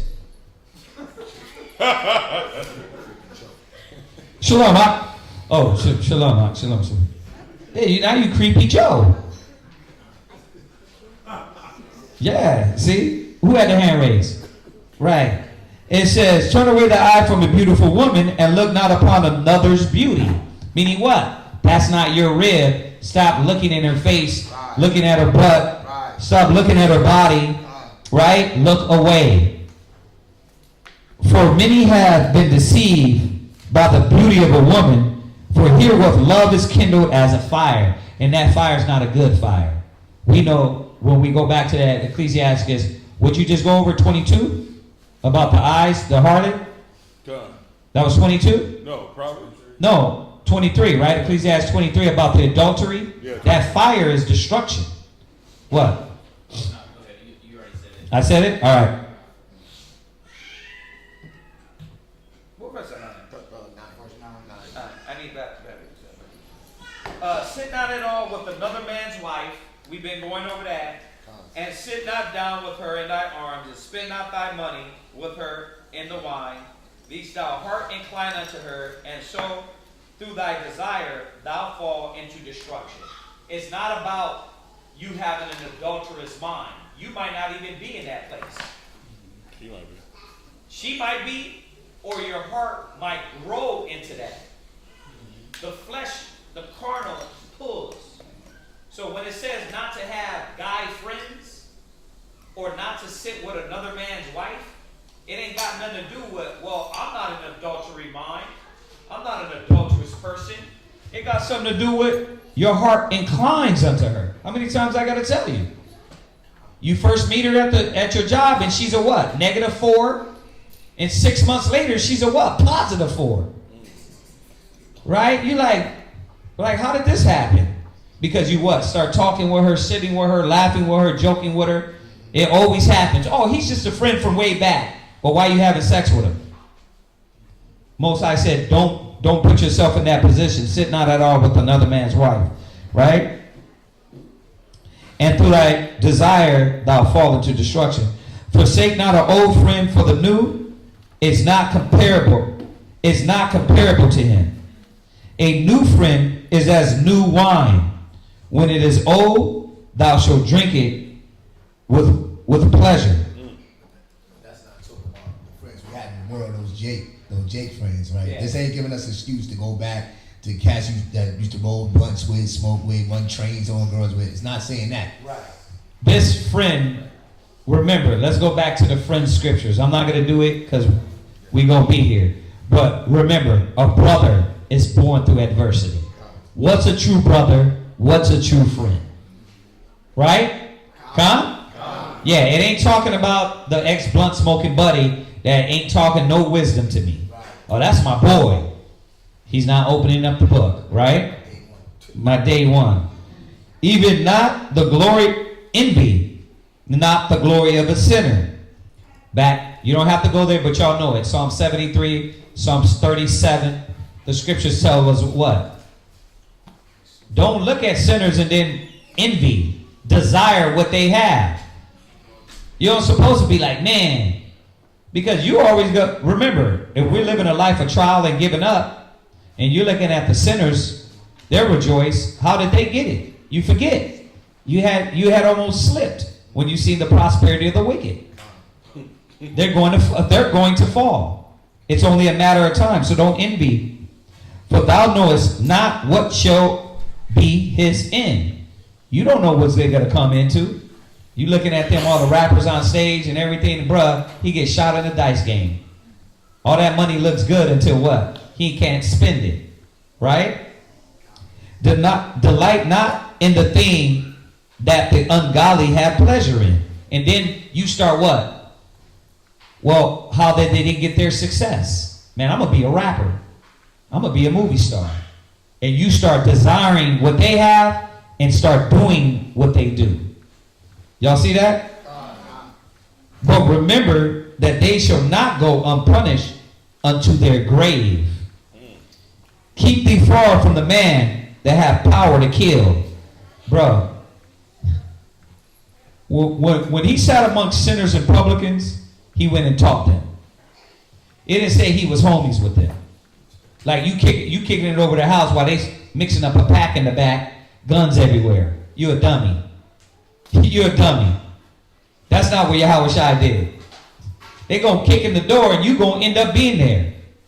Right? Stop sitting with killers talking about that's your boy. So shalt thou not doubt the fear of death. So shalt thou not doubt the fear of death. Why? What does that mean? What? You worried about, dying. Sitting in the company of a killer. You worried about that. If you're not there, you don't have to worry. You don't have to worry about being put to death. Right? And if thou come unto him, make no fault, lest he take away thy life presently. Remember that thou goest in the midst of snares, and thou walkest upon the battlements of the city. So when the scripture said, wisdom and knowledge shall be to the stability of thy time, this is why. You cutting off a damn crazy man. Because you ain't got no discipline and control and letting your anger mess with you. You yell out the car to a psychopath that's going to go kill his rib. And what? He just starts shooting at you first.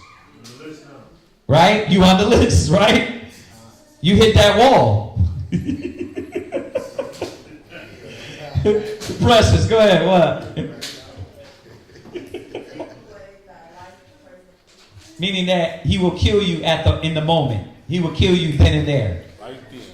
Right? You messing with somebody that will take your life. When you messing with killers, bro, they ain't thinking like, oh, I'm going to go to jail if I do this. They like, look, bro, I done murk. I'll do the time. Take me to jail. Throw away the key. Right? They're like, listen, you can watch me take a bath in jail. I don't give a damn. I always say, I don't care about another man watching my back. That's how they think. They're not thinking, man, like us, you know, man, listen, in the spirit, you're the most high. They're not thinking about that. They got to stuff your ass in the trunk and be done with it. Go eat a bowl of cereal. Come on. Con, everybody here knows killers. We all come from the streets. Like, listen, I knew killers in my family. They there, right? What? What you gonna say? Oh no, I was just seeing on they got it on the Facebook. I don't know if y'all be seeing those. They got the little eyeball on there. You got to uncover the video. But yeah, Jake was arguing with the dude at the gas station. You know what I mean? They over there arguing. Yeah. He like, show me I'm a holding da da da. You know what I mean? He take off his jacket and everything, hop out the car, ready to go to dude's car. Dude wasn't having none of that. Rambo'd him, right? He jumped out. You can see his girl in the car. She turned the camera, but before she turned the camera, dude all up over him. Yeah. Just doing him in. Yeah, ain't none of that. Brothers ain't fighting. So you think you like, man, this is gonna be a fair fight right now. Nope. Yeah. Some little girl is gonna shoot you, and I mean these so-called men. These Negroes are nowadays raised by women. They're emotional. Ain't no fair fight. Ain't no fist fight. They're just like, I'm gonna kill you because I don't want to get hit by your fist. Wow. They're garbage, and we know that. Especially us that go back in the days that used to you square up, you have a fair fight, go home with a black eye, a hurt rib, and it'd be easy. Nah, they sending you right to the fourth dimension. You straight to the angels, bruh. So, yeah, watch out for the killers and entertaining those spirits. As near as thou canst, guess at thy neighbor, and consult with the wise. What is he saying? You better keep watch who you're with. You got to know who you're dealing with. You better guess at your neighbor. You mean what? Who am I talking to? Like, you better be, excuse me, bro. Sorry about that, man. Quick. These cats are losing it, huh? Stepping on their shoes, bumping into them. No, man, you meant that. But there's spirits that are created for vengeance, that lay on sore strokes. So the Most High got to be with us, yeah. Yeah, we just in the mall with dude. And no telling what he could have been on. But yeah, I put the fragrance on old girl. Now, she might have had a little reaction. Right. But they came back. He like, yo, bro, whatever you put on my girl, this shit ain't right. Something like that. And I'm like, okay, yeah, she might be, might be allergic to fragrances or something. You know what I mean? You got like some cloth or something, some sanitizer to get that off? I'm like, yeah, so I put the sanitizer on her. That burn. Now I put it on her. Now, man, I'm thinking they gonna do it from there. You gonna wipe that for him? Yeah, he had demons on him. Yeah, I'm like, yeah. okay. Now you can reproach it. You can agree with your adversary, or you can say, nah, bro, you wipe it. Yeah. And then get in the middle of the fight, in the middle of the mall. Right. And knowing him, he's a little sissy, so he's going to run to the car. Yeah, that's why you never let him run nowhere. No, you grab him quick. Nah, you ain't going to grab nothing. You ain't going nowhere, right? Get over here. I could deal what the scriptures say. Yeah. And actually made fault with him. Right, you could have made fault with him. Yeah. Instead of just saying, listen, bro, I got you. Yeah. These cats are murderous.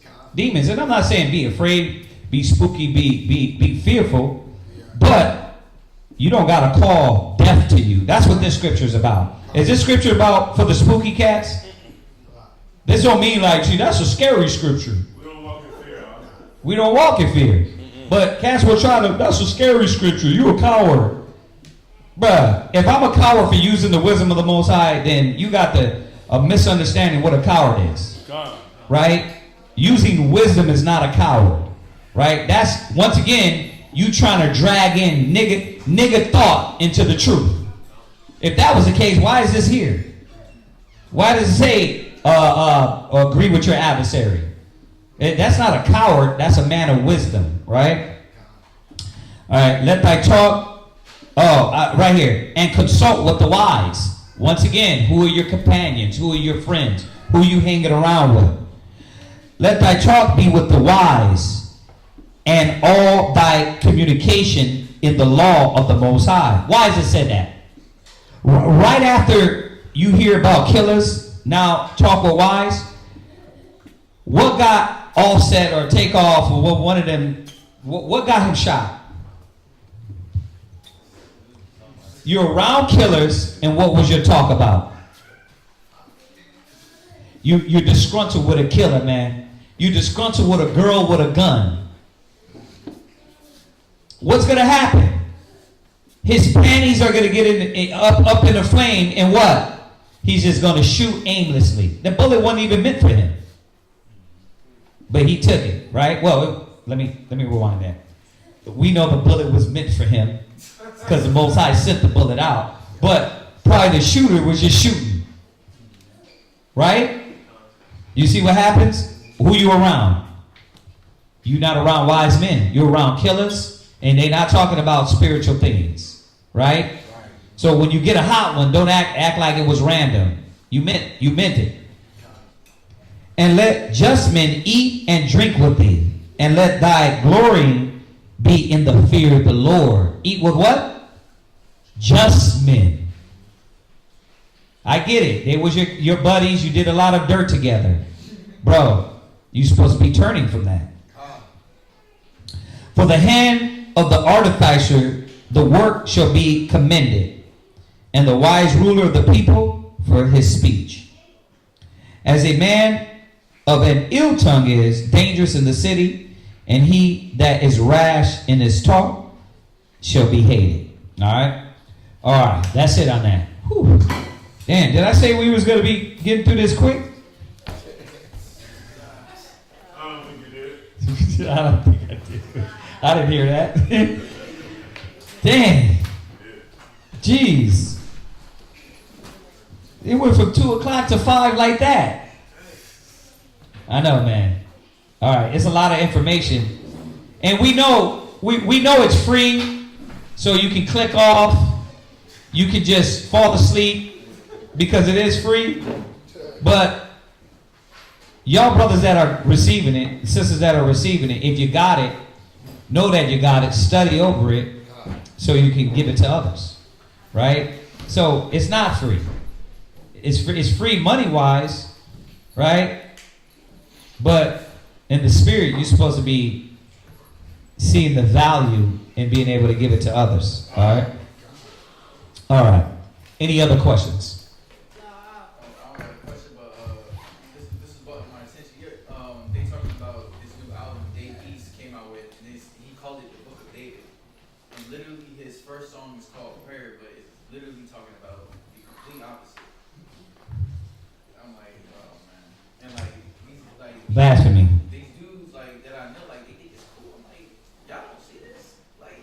Nah, because their mind is warped, perverted. Like that's bad. Yeah. Nah, they don't see it. All right. Anything else? Any announcements?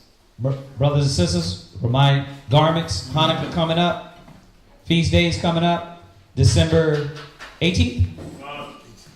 December the 18th, feast is coming up. Remember, we're not going to have class during that week because we're going to be celebrating the feast. And we usually celebrate it at night.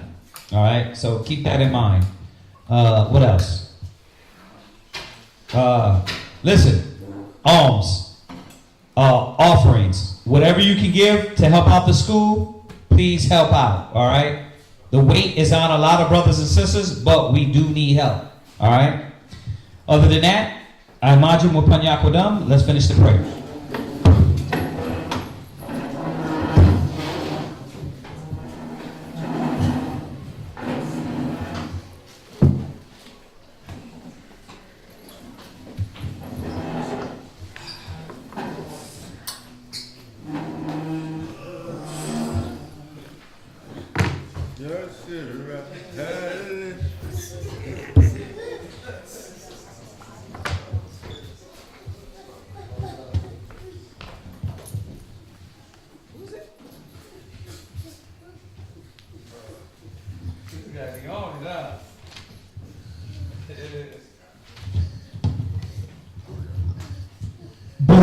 Barak atah Yahweh. Barak atah Yahweh. Tawada Yahweh. For another Sabbath day. Thank you, Yahweh. For this day, this rest, your word. continually be with us, guide us, bless the works of our hands, all the brothers, all the sisters, be with us, and give us patience, kindness, long suffering, gentleness, all the fruits of the Spirit, to continually endeavor in the unity, in the bond of peace. Please, Yahweh, strengthen the husbands, the wives, and the children to be unified in one mind, one judgment. Gather all the tribes of Yahweh together and inherit thou them. Please, Yahweh, make the time short and remember the covenant and let them declare thy wondrous works. Please raise up prophets, raise up teachers, raise up women that have been in your name. Come quickly. Deliver us, Yahweh. Deliver us, Yahweh, from this captivity, this wicked place, and destroy, root out, break down all nations that will not seek after thee.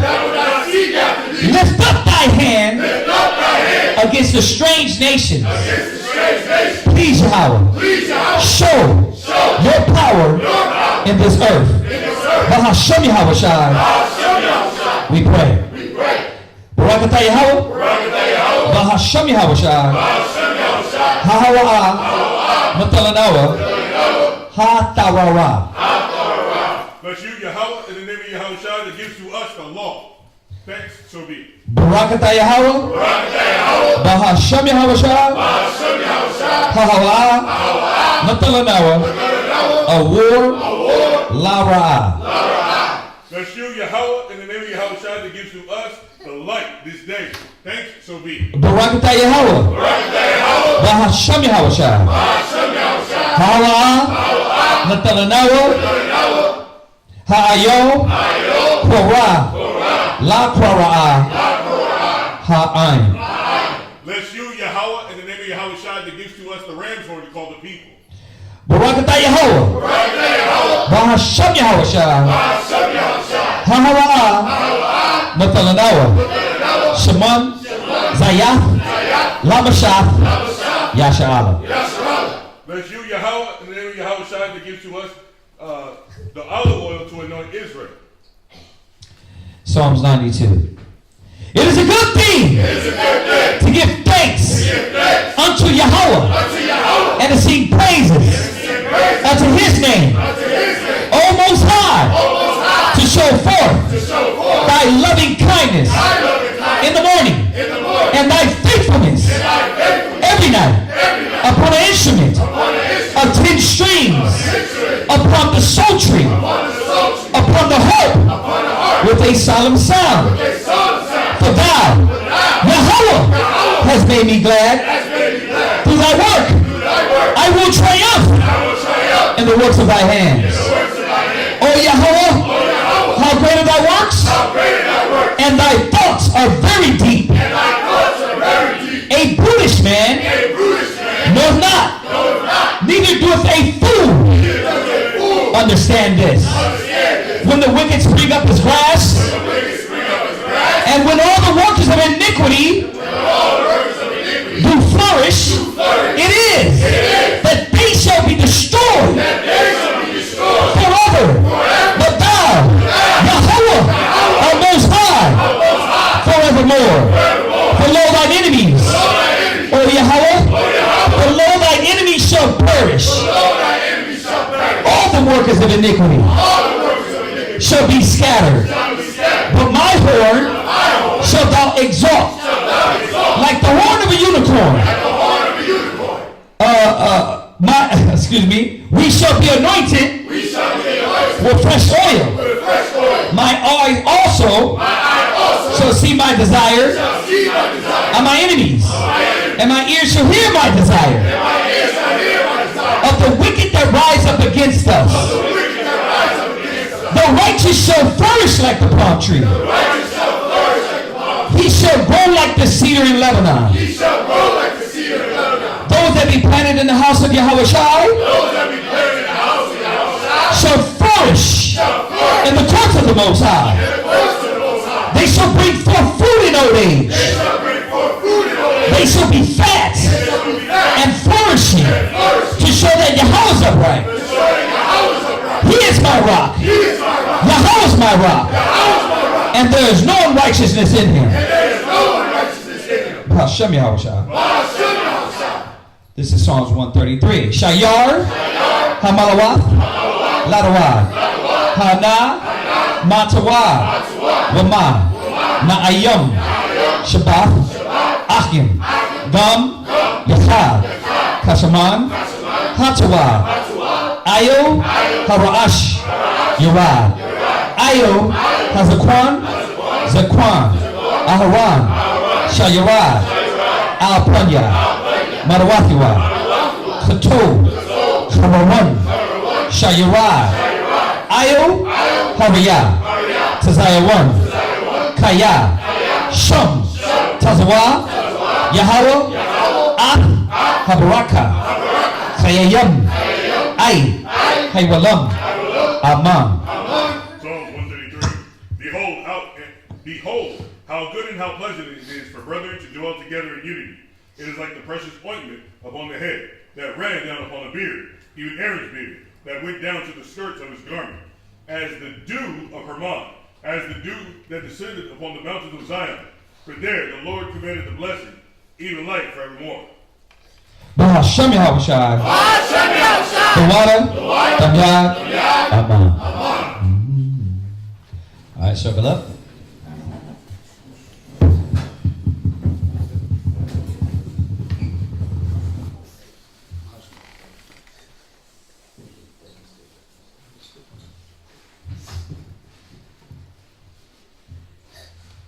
Call it.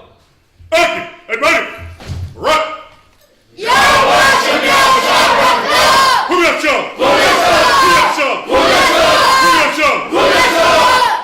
Turn to face the sisters. Father. Saluting now the daughters of Zion. Action! Everybody!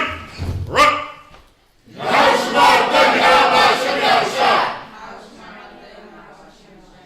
Daniel Battalion, dismiss. Shalom to everybody online. Shalom!